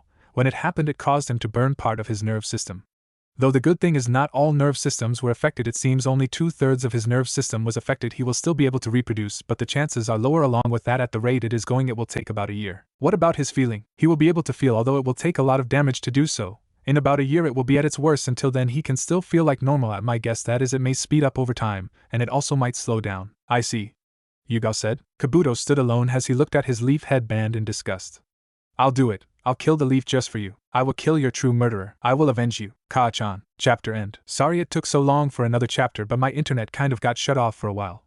I was trying to get another chapter up, so please don't hate the shortness. It took a while to get another chapter of this story up, and well, this is the next match to make up for the shortness. Shino versus Niji. Niji looked at Shino and spoke in a cold tone. Give up, you have no chance at winning, Niji stated. Why is that? Shino asked, raising an eyebrow. The Hyuga are superior to the Aburame clan. You have no chance against me. I asked that what you really think. Niji nodded, not bothering Shino's stare. Niji felt something on his shoulder as he saw a small bug. What is this? That is a chakra-absorbing bug my clan uses. Your clan relays on chakra to deliver blows. While the Hyuga clan does have a great taijutsu, without chakra it is useless. You are already drained of about half chakra. Now then, we Aburame are far superior than you Hyuga. I am a clan heir, while you are a lowly branch member. Know you place and forfeit, while I still have mercy inside of me, Shino stated as Niji blinked. It was his fate to lose. I forfeit, Niji said as the instructor blinked, and Niji walked up to the stands. Niji, you gave up your chance at being Chunin? Niji blinked. He looked at Tenten with wide eyes. It was his fate, Shino said, smirking at his own joke. You know what? Screw fate and this bullshit, Niji yelled out, stomping off. Choji Akamachi versus Hinata, Hyuga hate said as they both walked down the arena. Hinata took a stance as Choji seemed as if he was battling with himself as he had yet to take a stance. Begin. The two did nothing. Hinata waited for Choji to come at her. Cough, I said begin. Choji raised his hand as Hinata got ready to attack. I forfeit. Everyone's eyes widened. What? Hinata asked quietly. Are you sure? Hate asked, also surprised. I can't find it in me to hurt a friend. Sensei has been trying to get me to, but I can't even spar with my team, Choji said as Hate blinked surprised. I know it might make me weak, but a friend is a friend and I can never hurt them, and any leaf shinobi is my friend. I see then, the winner is Hinata. Hinata had been frozen the entire time. Friend? Hinata, Hyuga, please go to the balcony so we may continue. Hinata blinked as she was awakened from her thoughts. As she walked up the balcony and stared at Choji. Wait, I like Naruto-kun, right? Well then, the next match is Sakura Haruno versus Shikamaru Nara, Hate said as Shikamaru sighed. Man, why do I have to fight a woman? So troublesome, Shikamaru said as he was now in the arena facing Sakura. What was that? Sakura yelled as she begun to glare at Shikamaru. Begin. Hate said as instead of getting in a stance like Sakura, Shikamaru just sat down and leaned back. What are you doing? Sakura yelled. I think I am going to sleep, not like I need to be awake for this. Sakura growled in anger and charged. Shikamaru rolled over to sleep. Sakura was about to punch downward at him but stopped. What? Why can't I move? Sakura asked as Shikamaru grinned, standing up to show his hands in a hand sign. Shadow possession complete. Shadow possession? Sakura asked. It's something only my clan can do. You see, in my shadow you have to do what I do, Shikamaru said as he walked by and kept on walking for a while as he turned around. You see, but even with this it is useless, you can't attack me, Sakura said with a grin as Shikamaru sighed. You don't seem to understand. Shikamaru turned and punched the air. Sakura turned and punched only to scream as she had punched the wall. You see, you don't train your body like the rest of us. So I am going to make you hit the wall over and over again until you either forfeit. If you break an arm, I will go for the next and then a leg. Your only options are to forfeit or to suffer from broken limbs. Sakura gulped. I forfeit. Winner Shikamaru Nara. Shikamaru deactivated his jutsu as he walked up the balcony. All that work, what a drag. You barely did anything, Ino pointed out. Yes, but I had to stand, Shikamaru said with a sigh. It was so troublesome. Next match, Rock Lee versus Zaku Abumi. Zaku came down as Rock Lee jumped. Yes, let us show our flames of youth, Rock Lee said, pumping his fist. Zaku raised a brow as he waited for the instructor. Begin. Lee blurred as he ran towards Zaku. From his pure speed, Lee seemed to be flashing in and out as if teleporting. Lee then appeared as he was about to kick Zaku in the head. Zaku barely got his hands up as he blocked but was sent flying. Zaku landed hard against the wall as he got up. I see you are no match, please forfeit before I do you any more harm, Lee said as Zaku growled. Air decapitian. The air shot out of Zaku's hand as well as Lee hearing a sound wave. He then dodged, but as he did he noticed another air wave sent at him. Lee dodged again, but this time he heard a sound from behind as he'd been hit in the chest. What? Lee said he never knew a jutsu could come back. Usually they only go straight or curve somewhat. You're shocked, huh? I can control sound waves and air pressure with these arms of mine, Zaku said with a grin as he shot another wave of air pressure. Lee dodged but then ran to Zaku as he kicked Zaku in the head. Dynamic entry. Zaku's head hit the back of the wall, and he was knocked out. Winner Rock Lee, Lee cheered as Guy gave a thumbs up. I knew you could do it, my cute adorable student, let your flames of youth shine. Alright, the next match is Tenten versus Temari. Naruto was walking with Yuga. So sensei, do I still work on my bloodline? Yes, from the doctor's report you will still be able to feel and reproduce, however it will take a lot of pressure for you to feel and for you to reproduce is lowered the longer you wait. Naruto nodded. Oh okay then, so Naruto stopped when he saw some nurses came inside the hospital. He stopped because on the bed was Tenten. The next match is Ino Yamanaka versus Sai. Ino looked around. Who is Sai? That would be me. When I came up for the names like Kakatu and Washboard the Uchiha and Haruno, they were offended. Maybe I say the opposite of what I think. Beautiful. Ino blushed as she took in Sai's features. He looked pale and wore all black and had black hair. To Ino that equaled hot. Okay handsome, try not to get too distracted. Sai only gave a fake smile, not that Ino noticed. Let's see, I should develop a personality, so what to do? How about art? Begin. Allow me to show you my art, the nameless. Sai said as he pulled out a brush and a scroll. Ino raised a brow, wondering what he meant. He then began to stroke the paintbrush over the scroll as he seemed to do so in seconds. He then opened it, and to her surprise 3 Gant hawks appeared. Goodbye beautiful. The hawks then dived at Ino as she screamed when they hit. Ink was used as the explosion, and Ino then passed out. Winner cough sigh. Tenten woke up as she felt someone on her stomach. She looked and saw Naruto was asleep with his head on her stomach. Tenten smiled and began to pet his hair as though to her surprise he actually purred. Tenten's eyes widened as she heard a chuckle. I think he likes it. Yuga said as Tenten blushed. Oh, embarrassed I caught you petting your boyfriend. Yuga asked as Tenten looked away, but she didn't stop petting Naruto. How long have I been out? About 3 hours. Naruto hasn't left your side since he saw them carry you in. Tenten looked at Naruto and smiled. How did he fall asleep? He was sleep deprived for a week. He didn't want to fall asleep in the forest of death in case someone attacked him. He also had to fight the entire time, and then only got 2 hours of sleep before having to fight again against that Dosa kid. What? Tenten yelled and clamped a hand over her mouth as Naruto almost woke up. He didn't want to worry you. Also, there is something you got to know about his bloodline. Tenten nodded. His bloodline is burning his nerve system. What but then? Yes, he is losing his feeling and well, his chances of reproduction are low because of it. I see. I am going to the arena. Naruto needs some good sleep. Tenten nodded as Yuga was about to leave. Wait. Yuga turned to Tenten. How do you do it? Do what? How do you manage to stay so professional? I want to remain a good Kunoichi, but I also want to show Naruto that I love him. Yuga nodded. Well, I am not really that professional. Tenten was confused. I always show hate I love him, maybe not saying it, and not always having sex, but by showing him. I always hug him when he holds me, he makes me smile and I don't hold my emotions back. I love hate with all my heart, and if something happened I don't know what I would do, and even though Naruto seems to be like only a genin to others, to me he is something more. I don't know what, but he is more than just a student. If you love him and not in a fangirl or insane stalker way, then it is okay to show it. Tenten nodded as Yuga left. The final match is Gaara of the Desert versus Kinsuchi. Ready, begin. Kin pulled out Saban as Gaara only stared. Kin went and threw the Saban at Gaara. As she did, Gaara's sand blocked the Saban. Gaara ignored the bell sound that happened. He was used to voices in his head. Saban? The girl stands no chance. Temari said. Stupid girl, nothing gets past Gaara's ultimate defense. Ultimate defense? Sakura said as the sand didn't say anything more. I see, this is how he wasn't scratched in all them missions. Troublesome.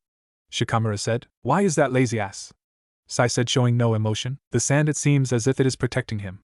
They all watched the sand. While it is useful, my guess is he needs a lot sand to do it, and my guess is that is the reason for the large guard on his back. Shikamaru said as the others watched. Kin had more Saban in her hand as she threw more Saban. This is pointless. Mother doesn't want you. Death, you are too weak to satisfy me. Gaara said as Kin narrowed her eyes. They weren't weak. Her friend Zaku had been beaten, and she needed to show their strength. Dosu, although they didn't like each other, was a comrade to her. I think it is time to start. The bells began ringing as Gaara clutched his head. When he looked, he started seeing after images. With a roar, Gaara's sand attacked them as Kin began to dodge. So she wouldn't get hit. Sand tsunami! Sand exploded everywhere, turning into a giant wave as Kin's eyes widened as the sand came crashing down as she tried to move, but the wave was too big as it came down. The sand departed, showing a bruised and knocked out Kin, winner Gaara of the desert. The medics came and took Kin. Naruto woke up as he saw Tenten petting his hair. Hey there, Tenchan. Hey, Naruto-kun. Tenten smiled as Naruto grinned. Wait, how long was I out? A while. What, the preliminaries? It is preliminaries, and do not worry, your sensei Yuga is going to see what happened. Naruto nodded. Tenten then kissed Naruto as his eyes widened. Tenchan. Tenten tried not to laugh at Naruto's dazed expression, especially since she had gave him a French kiss. Naruto-kun, I need you now. Naruto blinked as Tenten said that. She didn't know why, but she needed him, and she would get him. Tenten rested Naruto's head in her lap as she sat. She leaned over and kissed him as Naruto was now in heaven. Wait, we are in the hospital, Tenchan, we can't. He was cut off by another kiss. If I don't get it now, then I will castrate you. Naruto gulped. What had he gotten into? Alright, now then you will have 1 month to prepare for the last part. You will each fight tournament style. Everyone draw a number. Yuga Yuzuka will draw for Naruto Uzumaki. Everyone draws a number. Alright, then the matches will go. 1. Sasuke Uchiha vs Rock Lee. 2. Sai vs Hinata Hyuga. 3. Shikamaru Nara vs Tamari of the Desert. 4. Kankuro of the Desert vs Shino Aburame. 5. Naruto Uzumaki vs Kiba Inuzuka. Second round will be winner of the first and second matches, winner of the third and fourth, and whoever wins the fifth round will fight Gaara of the Desert. The final round will be a 3-way fight. Winner of the fifth match will be seeded for the second round. Chapter end. Yes, Naruto and Tenten did the hanky-panky. There is a reason for that. Just something extra. Sorry to all Kiba fans. Kiba walked up to Naruto. Hey dope, why don't you give up being a ninja? You will not never be strong. Don't use double negatives, Kiba, and you don't want to do this. Naruto said. What? Calling you out on being an idiot and useless. Kiba, stop. Naruto said as the others laughed as Naruto closed his eyes. I can get everyone here to laugh at you if you continue. Oh yeah, how about a contest? Whoever burns the other hardest wins. What does the winner get? Naruto asked, smirking. If I win, you have to quit being a ninja. Naruto's eyes widened, but then he nodded. And if I win, you have to buy me ramen for an entire week. Kiba paled. Naruto was a bottomless pit when it came to ramen. Fine. Naruto and Kiba both stared at each other. Oh, I'm going to judge this. Ino said, appearing out of nowhere with Sakura. Okay, you each get a single burn. We will rate it from 1 to 5. A 10 is perfect. Okay then, Naruto, your mama is so fat that everyone assumed she was the daimyo's wife. I give it a 3. Ino said. I give it a 2. Sakura said. While funny, insulting the daimyo's wife is not okay, also insulting an orphan's mom is just wrong. Sakura said as Ino nodded. Fine, not like the dope can beat a 5 anyway. You know what the difference between Kiba and a pig is? Ino and Sakura blinked. One rolls around in his dirty, and rolls around in its own shit while waiting to be fed. The other is the pig. 10. Naruto woke up as he felt a weight on his chest and saw Tenten with her head on his bare chest. Naruto glanced at the clock as he gently shook. 10. It had been 3 days since his 1 month off, and Yuga wanted him to rest before training. After the night in the hospital, Naruto and Tenten had pretty much moved in together. With her being an orphan, she had been easily moved in without the hassle. Her clothes were now in a drawer, as she also had all her ninja stuff in the extra room, mainly because she liked to sleep with Naruto, and well, she had a lot of weapons. Come on, it is time to wake up. Sleep, Tenten said as Naruto chuckled. I need to start my training, Yuga-sensei planned. Tenten blinked awake. That's today? Yeah, sorry, It's fine, Naruto, and I need to continue training anyway. When you think you will be back? I don't know. You think Yuga would let me come? What about Bushy-brow-sensei? He has to train Lee for the finals. So he left you? Naruto asked, shocked. No, it's just Lee is going up against the Uchiha Naruto. While Sasuke might not be strong, he still has the Sharingan, and that makes him good at Genjutsu, something Lee cannot detect cause of his condition. Sasuke also likes ninjutsu as well, something Lee cannot do. Guy developed a style to go against the Sharingan that he is going to teach Lee, and it will take a while, more than likely, especially with the ninjutsu Sasuke will likely learn. What's that mean? Naruto asked, confused. Naruto Kakashi is an assassin and tracker specialist. He will be taught assassin ninjutsu more than likely, so Guy has to also prepare him for that. I don't like being left out, but Guy did also give me a new jutsu to try and learn. Really? What about Niji? Niji gets all his training from the clan, so he doesn't need it. Oh, okay then, and I am sure Sensei won't mind. Yuga was now in front of Naruto. Has she had Asuma with her? Sensei, what is he here? Asuma has agreed to help with you next training, something I believe you are ready for. What is it? Elemental manipulation. What? But I thought you was saving that for when I became Chunin. Naruto, I could improve your swordsmanship and I can improve your taijutsu, but in a month it would be the same pretty much. So what we are doing instead is simple. We are going to use the shadow clone training method. Wait, but isn't that like cheating? Naruto, we are ninja. We do what we can to get strong to protect your village. This isn't a cheat, alright, you have the chakra to pull it off. If another ninja had your chakra reserves, they could do the same. Oh, okay. It made sense to him, in a way. Now then, first Tenten, do you want to train with him? Okay, though I don't know what you want me to do. I talked to Guy and he wanted me to train you. He felt like a horrible teacher for leaving you with only 1 scroll. Alright then, so what do I need to do? Well, we know Naruto has fire and wind elements, but not yours, so here. Yuga handed her a piece of paper. Just channel chakra. Tenten channeled chakra into the paper. The paper then cut itself in half as each side crinkled up. While lightning and wind is rare and lightning is rare outside of Kuma. You're also lucky that you have 2, usually people start off with 1. Yuga said. Luckily Asuma here is a wind style, so he will help with your wind nature. Naruto, you are going to make 10 clones to come with me and practice some Genjutsu. Naruto nodded as he made some clones. Okay, now then, Asuma said as Yuga went with 10 of Naruto's clones. While they would get no physical effect, he would get the muscle memory. Asuma plucked a leaf and then handed each of them 1. The first step is simple. You will use your chakra to cut the leaf in half. Wait, why aren't you training Shikamaru? Naruto asked. The Nara clan has taken care of that. Asuma replied as he cleared his throat, and then continued. Now I want you to think of 2 blades grinding against each other. making a smooth cut. Asuma replied as the two nodded and went to work. Hinata was now calling it a day as she had been training with her father. He had taken to training her when he found out she had won, though he didn't really care how. Her mind trailed to Choji. During the fight he had just given up, she knew it wasn't pity. Throughout the entire school now that she thought about, Choji had never fought once. He would always get Shikamaru and they would forfeit, and does the harmony sign. Hinata-sama. Hinata turned to see Niji. Naruto had gotten him to be nicer and it had hurt to see him with another woman. But in the end it was only affection and idolism that had drove her to Naruto, not real love. And with Niji now sworn off fate, he actually started to become overprotective of her. Sorry Niji-ni-san, I was thinking. Niji raised a brow. About Naruto? No, about Choji. Niji blinked, then remembered how Choji had forfeited because he couldn't fight another leaf ninja. I see, you are sparking feelings for the Akamachi? Hinata blushed. No! She shouted desperately and Niji's eyes widened. Hinata had shouted? Hinata covered her mouth, realizing what she had done. Why don't you see him? He is at the barbecue. Niji said as Hinata got up. Hinata was about to go in until she spotted something. Choji was in a booth as he had an arm wrapped around a girl with brown hair. Hei's eyes widened as she ran off. Hinata now sat against a tree as she cried. Why was she crying? She touched her face. It wasn't like she liked Choji, it was just she was lonely. Naruto had Tenten, Choji had that new girl, Shino was even engaged to someone from Taki. Hinata began to cry then. Hinata? Hinata blinked and looked up. Sasuke? Naruto groaned as he tried to cut the leaf. He couldn't do it at all as Tenten had managed to cut 53 on their third day. I don't get it, what am I doing wrong? Naruto asked, confused. Yuga began to think as she know Naruto should at least be making a small cut. I think I know someone who can help, Yuga said. Start practicing your Genjutsu and Taijutsu. Tenten you keep at wind style. Tenten nodded. Hey there Yamamoto. Yamamoto turned and said, Yuga looking at him. You know you're not supposed to call my real name. Yes, sorry Tenzo, but I need your help. My help? With what? I have started my student on his element manipulation, but he cannot use his wind element. That is strange, but why come to me? Well, you're the only one in Konoha besides him who has an elemental bloodline, Yuga said as Yamamoto blinked. Oh, so you are teaching the Ash Blade? That kid is said to be insanely strong. Yuga nodded. I see, well then tell him he has to do both at the same time. What? When I was learning it for wood I first tried to learn water but it wouldn't work. I then tried earth but nothing. Then an ideal came to me. I focused on both dousing and absorbing their two properties, and well, the leaf it turned into wood. I see, so he has to focus on cutting and burning. Yamato nodded. Naruto watched as his leaf turned into ash. Yes, I did it. Naruto shouted at Yuga. Good, now Naruto, remember this bloodline, since it is elemental will require you to use only combined jutsu. You can't learn fire and wind jutsu, only ash jutsus. Naruto nodded. That was one of the reasons he never bothered learning wind and fire jutsu. This is why we are going to increase your Genjutsu and Taijutsu. Okay sensei. A week had gone by since Naruto had begun to train again. He was walking home as he had gone shopping for Tenten and him. Naruto heard a noise then. He ran knowing it was fighting as he did. Naruto looked and saw Hate was fighting Baky, the Jounin sensei of the Sand siblings. Naruto watched as Baky caught his blade. You know you're good with a sword, but a wind blade can't be stopped.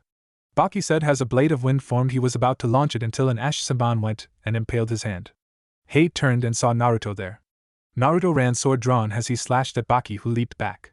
Hate got into a stance next to Naruto. Well kid, looks like you saved my ass. You aren't saved yet, Baky said, and it seems I will have to interfere, Kabuto said, appearing. Kabuto? Why yes Naruto-kun, we can't let you get away. Baky, it is now 2 against 1, so I hope you don't mind me evening the odds. It's fine, Baky said as Naruto then noticed the wounds on Hate. Naruto turned and knocked Hate out. What? Baky said. I am sorry, but he would insist on fighting, and with them wounds it would be worse. Baky made a wind blade as he got in a stance. Naruto had heard the fighting, so he knew others would come. He would just have to hold out until then. I see, Baky, you can handle this one. I will take the body of the other. It is sure to have its uses. Baky nodded. However, a giant wave of ash was sent at them. Neither one of you is going anywhere, Naruto said. He then held his hand out as ash slid around Hate and began to move him away to safety as Naruto charged. Hate woke up as he was in the hospital. You're awake. Hokage-sama. Naruto Uzumaki met the enemy. Sarutobi's eyes widened as he listened to Hate's tale. I used my transparency jutsu to spy like you said and found out that the sound and sand are working together. I had got caught though when my jutsu wore off. I was fighting Baky, the Jounin sensei of the Sand siblings, and was about to die. Naruto more than likely heard the sounds of fighting and came to my rescue. He then though knocked me out. My guess is he thought I had too many wounds to continue and figured I would be safer like that. Umbu, come now, Sarutobi said as he walked off the Umbu, following. No one would hurt his grandson. Naruto was now on his last legs as he was bleeding. Kankuro had his puppets burned to a crisp. Temari had her fan burned through and useless. Gaara was in a half state. Kabuto was panting, holding with a chakra scalpel, as was Baky was on a knee.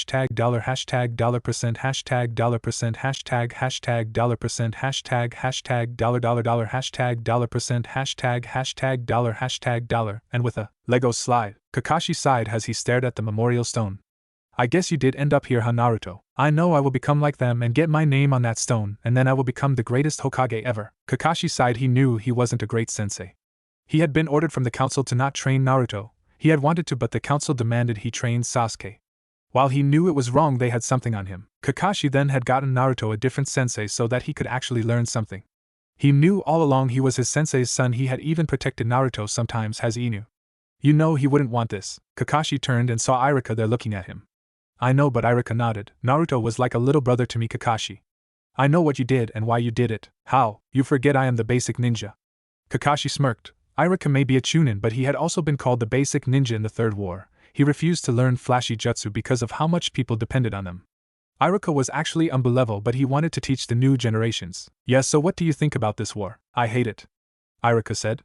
All this because the Kazekage thinks he should rule Konoha and Orochimaru being the leader of sound. I know what you mean, Iruka, Kakashi said with a sigh. I hope everyone makes it. Iruka kneeled down, running a hand over Naruto's name. The first victim has already been taken. Tenten was now walking to Ichiraku Ramen as Konohamaru Moegi and Udan were with her. She waved at the people who smiled at her as they came in the stand. Hey there, Tenten, Sasuke said as Hinata was with him. The two had actually started dating a while ago, shocking everyone. Sasuke had hated losing his rival, and Hinata everyone knew liked Naruto. The two found comfort in each other somehow. Sasuke had even become more sociable. So have you thought of a name yet? Sasuke asked. He couldn't wait for Naruto's child to be born like many of the public. If it's a girl, I am naming her Natsumi, and a guy is going to be Erasure. Sasuke nodded to her. Tenten, you're here, Ayami said. Tenten and Ayami had gotten along great as she had been like a big sister to Naruto, and now to Tenten, who she thought of like a little sister. So what you want? 2 miso ramen. Ayami nodded. After all, she was eating for 2 now, and Tenten had a craving for ramen. A group of Sand Chunin were at the gates of Konoha as Izumo, Kotesu, and Hana Inuzuka was there surrounding them. We wish to speak with your Hokage. You got to be crazy if you think we will let you go to our Hokage, Izumo said as Hana's knee can begun to growl. Umbu appeared surrounding the Suna ninja. The leader spoke. Go ahead and search us, we are only messengers. Tell us your message. Suna is no longer with Oto. They have killed and impersonated our Kazekage, forcing us into an invasion without us knowing. We have better things to do than help some revenge-driven bastard. Very well, you will be searched and sent to T and I to determine if you speak the truth or not. The leader nodded as the Umbu cuffed them. Tenten sighed as she was alone now. She brought her knees to her breast as tears came out of her eyes. She couldn't stop it. Every night she cried and cried, waiting for some small sign Naruto is alive. She can't believe they had given up so fast. But then they had thought he was a demon until his heritage became known and hadn't searched, only pretended to. Tenten put protective hands over her stomach. At least I have you. Kabuto, how is my new body doing? The preparation is nearly complete, however it will take about a month to finish. Then get back to work. Hi Orochimaru-sama. Chapter end. Are we really doing this again? Naruto asked as he saw Kiba. Yeah, but this time it is going to be who says the funniest joke. Kiba grinned as Ino and Sakura appeared. Alright, you know the drill. I think I will get in on this. Shino said as Kiba blinked. Shino? Kiba said as he nodded. Okay, I'll go first. We each get one joke. You are mama. That is all the joke needed. 2. 1. This isn't insults, Kiba. Mediocre at best but somewhat funny, and we told you last time it is not cool to insult an orphan's mom. Okay, my turn. Naruto said. I went to a zoo and only one dog was there. It was a Shih Tzu. 2. 3. My turn, I believe, Shino said. There was a blonde who was afraid her husband was cheating on her. She bought herself a handgun the next day.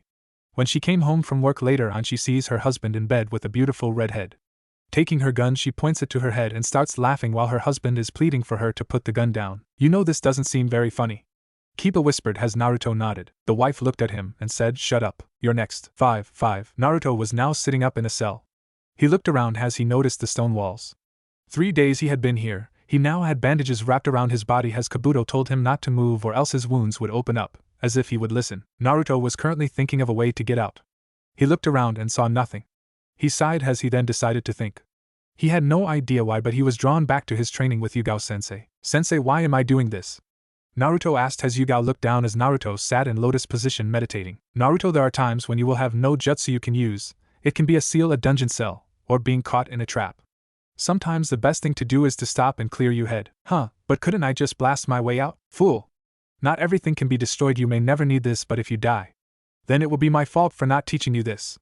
Naruto gulped and nodded. Looks like you were right this time, sensei. Naruto then got into lotus position as he closed his eyes.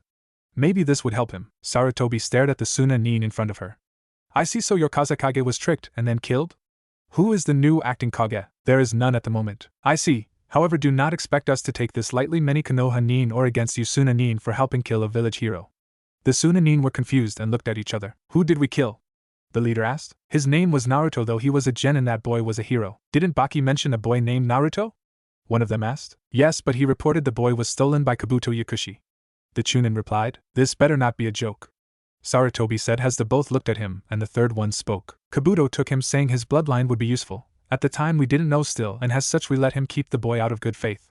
He then stated he would be used as Orochimaru's new body in a month. That was about a week ago. Tell me, do you know where the Sound Village is? His base is said to be in Rice Country, though it is only one. The village consists of 5 different bases: north, south, east, west, and central. Each has a guardian, though we only know the location of Rice Country's base. Sarutobi nodded. Could he trust them? Were they telling the truth? Hokage-sama. Izumo came running in the tower. I am sorry to disturb the meeting, but a large blast of chakra just came from Rice Country. A tower made of ash appeared. Sarutobi's eyes widened. Get me Kakashi Hatake and Meito guy now. Izumo nodded and left. Naruto opened his eyes as he finally had a plan. Naruto, though, felt something strange. He felt his eyes pouring chakra out. Naruto didn't bother with it, though. Naruto held his hand out as ash began to slip out his hand and slid under the crack of the door. Naruto peered through the bars as he made a hand out of pure ash unlock the door. Naruto then began to sense the chakra as he saw 2 people with large Fuma shuriken on the back racing towards him. Ash-style ash slamming walls. 2 walls of ash appeared beside Naruto and slammed into the 2 people. The sound ninja got up after being knocked down, some ash still on them. What a weak jutsu.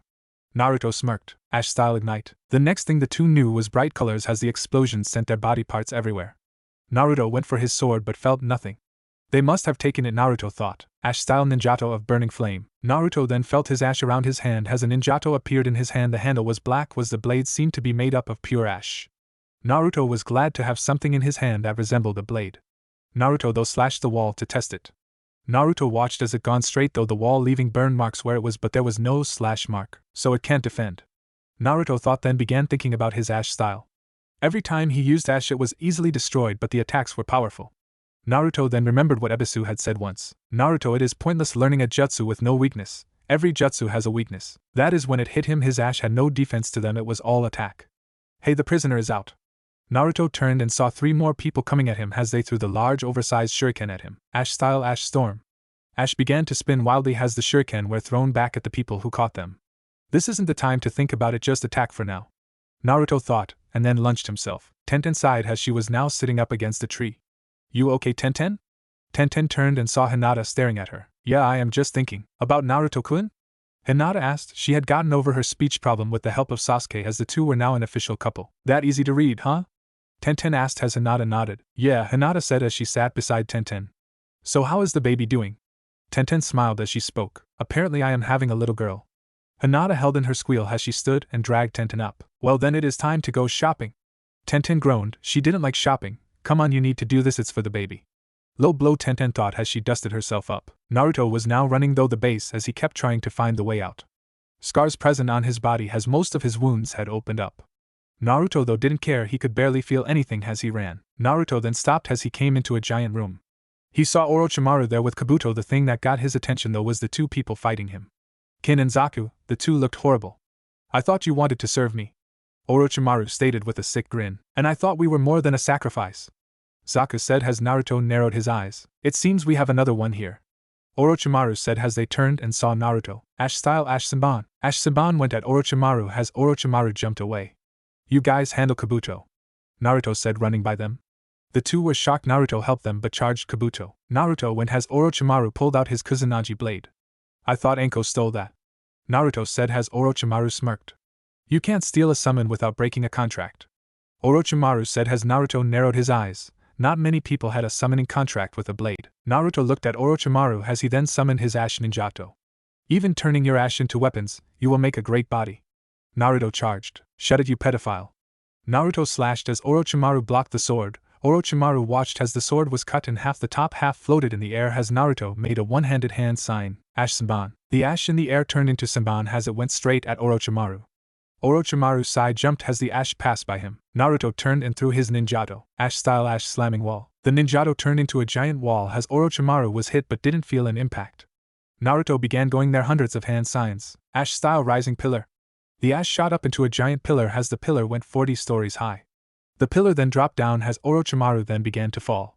Orochimaru then summoned a giant white snake as Manda appeared with Orochimaru standing on top of him. Orochimaru, why have you summoned me? This boy here needs to be taught a lesson. For such a reason? Manda asked as Orochimaru raised a brow. Do I need a good reason? Manda narrowed his eyes. Despite what people thought, the snakes hated Orochimaru. Orochimaru then grinned and spoke. So what will you do now, boy? Manda lunged at Naruto as Naruto leaped only to be kicked back by Orochimaru. Kin and Zaku were now facing off against Kabuto. You should learn your place, Kabuto said as Zaku spoke with rage. Fuck you. If I had known this was my fate, I never would have come. Orochimaru gave you 2 reasons to live, is that not good enough? Zaku growled in anger as Kin threw Senbon at Kabuto. Shut up and fight, damn it, Kin said as Zaku then slung his arm forward and airwave shot at Kabuto, who easily jumped over it. Kabuto turned his hand into a chakra scalpel as he was about to slice Zaku in half. The next thing he knew was darkness as Naruto was thrown into Kabuto, who landed between Naruto and a stone wall. Naruto groaned and stood up as he saw Kabuto, and then Orochimaru coming at him. Ash-style Ash Claw. Naruto swung his hand as if a bear swinging his claw. The ash was created in the air, formed a long sweep as if a cut from a claw. The ash then shot forward at Orochimaru. Orochimaru only slashed through it. Is this all the Ash style has? Naruto then held his hand out to the side. Ash style slamming wall. The wall to his side turned to ash and shot at Orochimaru. Naruto looked at them and tossed them a scroll. Get out of here while you can take that to Konoha. Zaku looked at him. Why are you helping us? Because I can't stand for people to be used, Naruto shouted. I understand you served Orochimaru, but he was only using you and probably about to kill you for some freak experiment. In the world of ninja, an enemy can be your friend and a friend your enemy in a few seconds. I see. What about you? Are you coming? Naruto shook his head. No. What? Why? Zaku asked. That is a map of the Sound Village. They will go after you, so I need to hold them off. Zaku nodded as he and Kin ran off. Tenten sighed as she began to get up. She had been tired lately, but for some reason she wanted to move around. Tenten began to get dressed as she sighed and looked up at the sky. I wonder if you're still alive, Naruto. Tenten thought it was hopeless dreaming. The village though never bothered to correct her. After all, she didn't carry the bloodline, so the council left her alone. Though they had come to her for marriage proposals of the boy or girl, she had denied them all, stating her child would only marry for love or if he or she themselves wanted to be part of it. Tenten began to walk out of Naruto's apartment, which she refused to move out of, mainly because it was her only memory besides the ramen stand. Tenten had even taken to wearing Naruto's jackets. They just made her feel as if he was still alive. Hey Tenten, Hinata said as Tenten grinned. Hinata, what you doing out so late? Tenten asked as Hinata spoke. I have a mission, I need to go soon, just stop by to see if you're okay. I'm fine, you should go, your team is probably waiting. Hinata nodded. Actually, I am not going with my team. Tenten blinked. Apparently they needed a medical ninja and I was the only one available. Hinata said as she saw Tenten grew concern. Just promise you will be careful. Tenten said she couldn't lose Hinata, they had grown like sisters over the short time. I promise anyway, I need to go now. Now then it is 3 against 1, surely you cannot think to take us all on considering that you are only Chunin level? Orochimaru said with a grin, looking at Naruto as Kin and Zaku had just left. You know, I kind of wanted to test this jutsu anyway. Naruto began flashing through hand signs as he then stopped on a tiger symbol. Ash style, the 10 ash dragons. Dragons made of pure ash began to appear in the sky around Naruto, who held out his finger. I kind of got this idea by watching a puppeteer, Naruto said as he had gotten the idea from Kankuro. 3 dragons went after Orochimaru, who jumped away only for them to come back around and hit Kabuto. 4 more began to chase Orochimaru until Naruto got swiped by a tail, knocking him back. Manda had hit him, and when he did, the jutsu vanished. I see you need constant concentration for that jutsu, though it is powerful, Orochimaru said with glee at the thought of using the jutsu. Naruto was pinned between a wall and Manda's tail. Naruto held his hand up as ash began to gather. Orochimaru then stabbed his hand as it was slammed against the wall. Biting through the pain, he began to continue moving the ash until it turned into a giant spike. Ash-style ash spike. The giant spike made of ash went straight for Orochimaru as Orochimaru jumped back, letting go of his ninjato. The spike hit the ground in front of Orochimaru, who grinned. Granted, it will need to be refined. This bloodline will have excellent uses. Damn it, not again, Naruto thought out loud as his vision began to blue somewhat. He only needed a little more. Naruto, Kyuin, Kin and Zaku were both running as they were now in a forest. As they had abandoned their forehead protectors, they now were ready to defect to Konoha. Hell, Zaku was glad to be out of the sound, as was Kin. Stop, a voice said as they were surrounded by 4 Konoha ninja.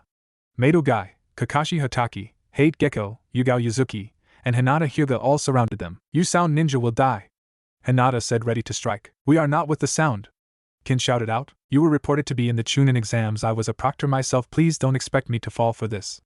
Zaku took out a scroll. This is a map of the entire Sound Village. We are no longer with Sound, Zaku said, holding up his hands in surrender as Kakashi took the scroll and opened it. It seems to match our map, but it does have where the sound is located, matching the base and rice country we are going to, Kakashi said as he passed it to Yuga.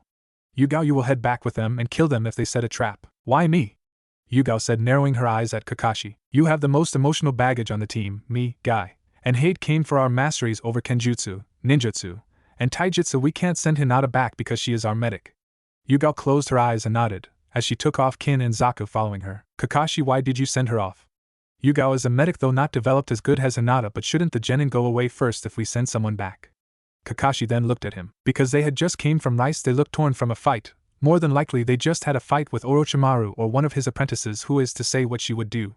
Guy nodded as they quickened their pace. Soon they say it. In front of them was a gain building with a huge hole blasted in it. They saw Manda pinning Naruto, and a sword pinning his arm as Naruto threw an ash spike and closed his eyes. Naruto Kyuin, Hinata yelled as she ran forward. Orochimaru turned only to get hit by a dynamic entry by Guy. Kakashi threw a giant fireball at Manda as he backed away while Hinata pulled the sword out and began to treat him as they all surrounded him. Naruto was shocked he had been saved. Hinata, Kakashi-sensei, Bushy-brow-sensei, Hate, Naruto said, clear surprise and questioning in his voice, wondering if this really happened. Naruto-kun, we came to get you, Hinata said as Manda, Orochimaru, and Kabuto appeared. Hinata, how quick can you heal my arm? I am almost done, Hinata said as Hate spoke. What are you planning, Naruto? A jutsu I made, the strongest one I have. I need one more jutsu and it will be ready. Why do you need to use another jutsu? Kakashi asked. For this jutsu the ash has to be in place already. I cannot create it like I do with others, Naruto said as they say the ash everywhere. I see, so that is why your ash was so weak, Orochimaru said with a grin. However, I will not let you finish, Orochimaru said with a grin. Guy, you take the snake, I will get Orochimaru. Hate, you got the apprentice. Hate nodded as then he rushed Kabuto and slammed his sword horizontal as Kabuto barely blocked with a kunai, the two being driven off. Guy then kicked Manda, who actually got driven back from the pure voice. Kakashi began to charge his Chidori in his hand. With Hate watched as Kabuto landed. I see you know the outcome will be the same as that night, Kabuto said, referring to when he kidnapped Naruto. Maybe, but this time you got no one else. Hate then vanished to Kabuto's surprise. Are you running away? Kabuto said, confused, until a cut landed on his back. He turned and saw Hate as he vanished again. Kabuto noticed he made no movement. I see, Kabuto said, pulled out a kunai. Hate appeared and slashed through Kabuto's kunai only to vanish again. Why don't you show yourself, you a coward? Kabuto said, trying to bait him. Hate appeared beside Kabuto as he gone to slice him in half. Kabuto barely moved out the way in time. How can a special jounin be this strong? Kabuto thought out loud. You know, you should update your information. If it wasn't for my sickness I would already be Umbu captain, with Guy and Kakashi. Guy kicked Manda down as Orochimaru went and slashed at Kakashi, a Chidori missing him somewhat. Only for Kakashi to jump over the blade in a flip and fling some kunai, as Orochimaru then dodged. How much longer, Hinata? Naruto asked as Hinata spoke. I have almost gotten it to heal completely, Naruto-kun, in just a few more minutes. Naruto nodded as Hinata began to heal his wrist. Guy got by Manda's tail as he gripped Manda and flung him. Manda, surprised a human could fling him, landed hard on the ground. Kakashi sent a fireball towards Orochimaru, as Orochimaru summoned an earth wall blocking the fireball. Naruto, it's done. Hinata said as Naruto stood and began to flash through hand signs and stopped at a tiger hand sign. Get behind me. Guy and Kakashi both got behind Naruto. Ash-style ash graveyard. The ash that had been knocked around as it seemed to double in size and range. Orochimaru was now surrounded by ash along with Manda. Was this your great jutsu? Orochimaru said with a smirk. I expected more. Naruto grinned and changed his hand sign. No, you see, I just needed enough ash. That was the jutsu I needed before this one. Unlike my other jutsu, I cannot create the ash. It simply requires too much ash, and would drain even me of chakra that way. Naruto said with a grin. Ash-style Crimson Rose Garden. The ash shot up every from all the jutsus he used before. The ash from the pillar, Saman, Spike, Claw, Ninjato, and the ash graveyard turned into 3-story tall crimson roses entangling Orochimaru and Manda. What is this? I can't get out. Orochimaru said as Manda went poof. Your ash style wasn't nearly this strong before. Orochimaru shouted. I did that on purpose. When I first learned my ash ninjato I figured it is easy to simple send out ash, but it has no defense unless I put some real chakra into it, not just enough to activate it. You shouldn't ever assume when fighting ninja. Naruto held out his hand ready to snap his fingers. Ash-style ignite. As soon as the words were spoken he snapped his fingers. The rose garden went in flames, small explosions happening everywhere as they heard Orochimaru's screams. Naruto then passed out from blood loss and chakra usage. He was one thing fucking tired. Kakashi lifted Naruto on his back as hate appeared after sealing Orochimaru's crisp body. I can't believe he is still alive. Hate said in surprise. I'm surprised he knew such a jutsu. Kakashi said as he looked while some of the crimson roses were styled there only a few had been ignited. Anyway, what happened to Kabuto, Orochimaru's apprentice? Kakashi asked. I got distracted by the gain explosion and looked out of instinct. When I turned back he was gone. Kakashi nodded to Hate. I see, however the death of Orochimaru will topple that incident. Hate nodded. Yash, it is time for us to go back, youthful comrades. Guy shouted as they began to run back to Konoha. What no one noticed was for a brief second Naruto's eyes had turned pure black. The next moment though they were normal again. So my jailer is finally here. Kyuubi said looking at Naruto. So you the Kyuubi, Naruto said. I am guessing I am in my mindscape because I am dying. Close, but no, you are here because I brought you here to talk. Naruto frowned. The Kyuubi wanted to talk? I won't free you, Naruto said as the Kyuubi sighed and laid its massive head on a paw. You know I granted you this bloodline, right? Such a rare thing to have. A Kekki Toda. Naruto blinked. A Kekki Toda? I see, they probably thought it was a Kekki Genkai. Kyuubi mused out loud. What is the difference between a Kekki Toda and a Kekki Genkai? Naruto asked, confused. So you don't know, but then again there is only one Kekki Toda besides yours out there. Kyuubi said and sighed. I guess I will explain. A Kekki Genkai is a mixture of 2 elements combined. A Kekki Toda is a mixture of 3 elements combined. Wait, I thought you gave me fire and I had wind. Kyuubi nodded. Yes, however it would be impossible. You see, fire consumes wind. It can't just be given to you. You would need a pathway. Imagine the 5 elements each leading to another. However, fire and wind have a door stopping wind from learning fire, but fire can learn wind. You saying I can't learn my weakness? Naruto said as Kyuubi nodded. What about Earth? Isn't that a middle between them all? Kyuubi nodded. Yes, however Earth can learn all elements in time. Think of it as between the elements. Given you Earth's style made you able to learn fire. Naruto nodded, though something was bugging him. Why? Why give me this power? Naruto asked as Kyuubi spoke. Simple, my power is reflected upon you. You are weak, someone that would easily die. I can't let you die yet, fool.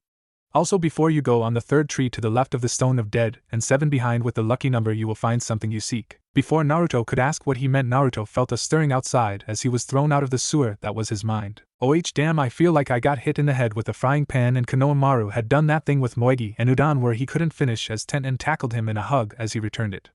Tenten began sobbing in his chest. You up? Naruto, don't you ever scar me like that again. Tenten yelled at him as Naruto put his arms around her. It's okay, Haim, I promise I will always come back to you.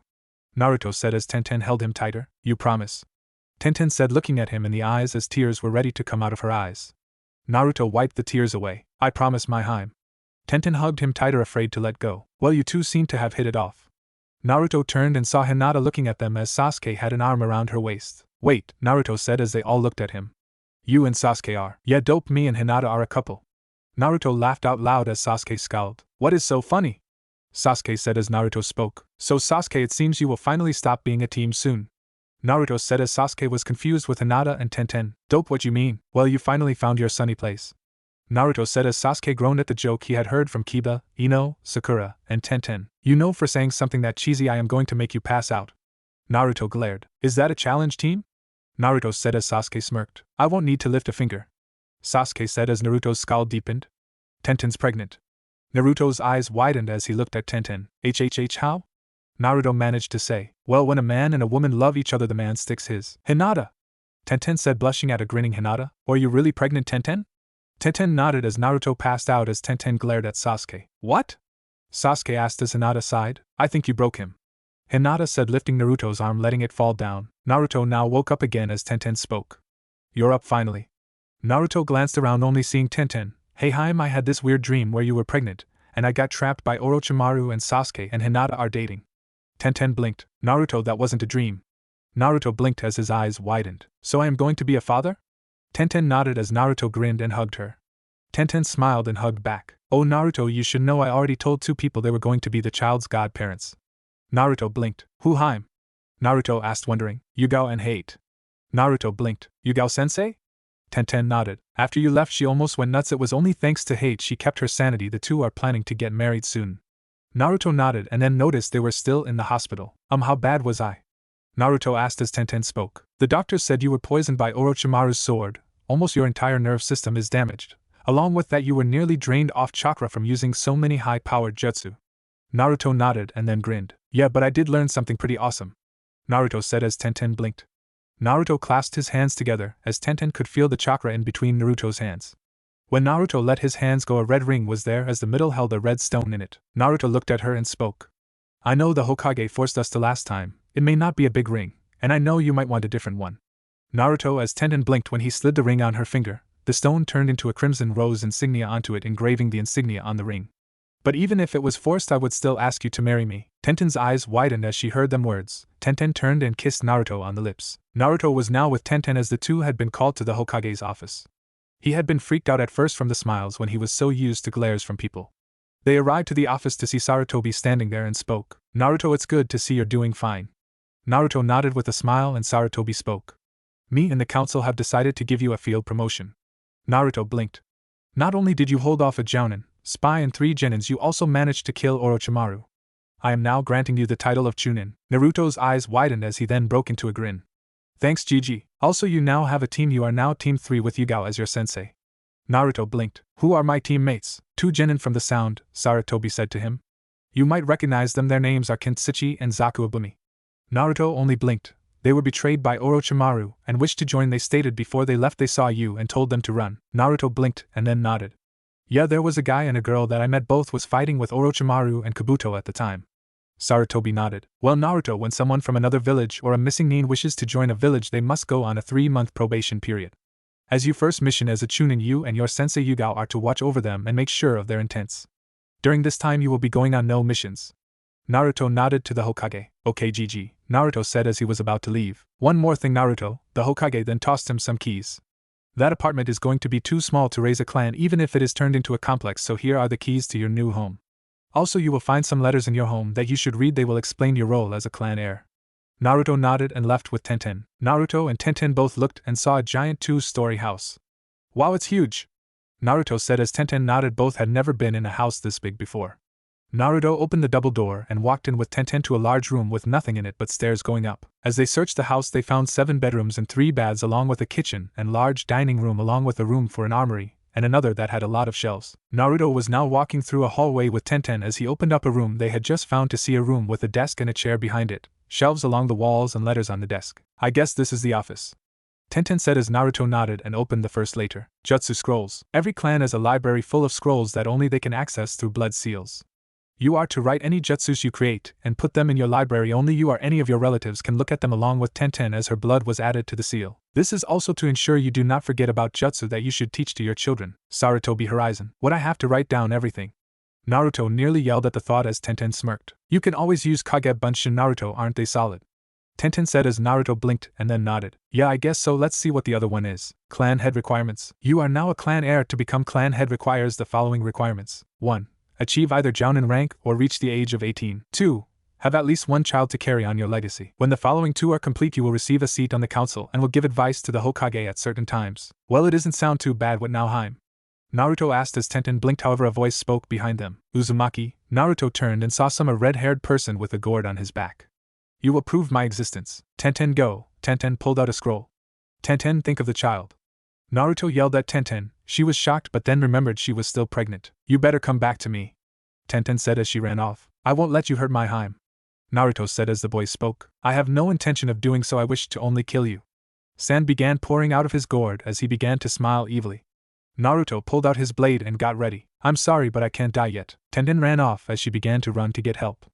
On her way, she stopped to see a girl with a large fan blocking her path. What do you want? Tenten said, pulling out a kunai. Listen, girlie, we just want that child in your stomach, nothing more. After all, Suna will benefit from such a bloodline, Temari said as Tenten's eyes widened as she then glanced around to see a puppet blocking the other path. We already got you trapped and cornered. There is nothing you can do, Kankuro said, appearing behind the puppet. Tenten bit her lip as she tried to think of a way out without hurting her unborn child. You already know I can beat you. Why don't you just come quietly? Temari said with a smirk as she moved forward. However, her body stopped. Sis, is something wrong? Kankuro said as they both watched her struggle. What the hell, sis, stop messing around. What's wrong with you? Kankuro then went to move, however he was also stopped. What the fuck? Kankuro couldn't even move his fingers as his puppet was now useless. What the hell is happening here? Shadow possession jutsu complete.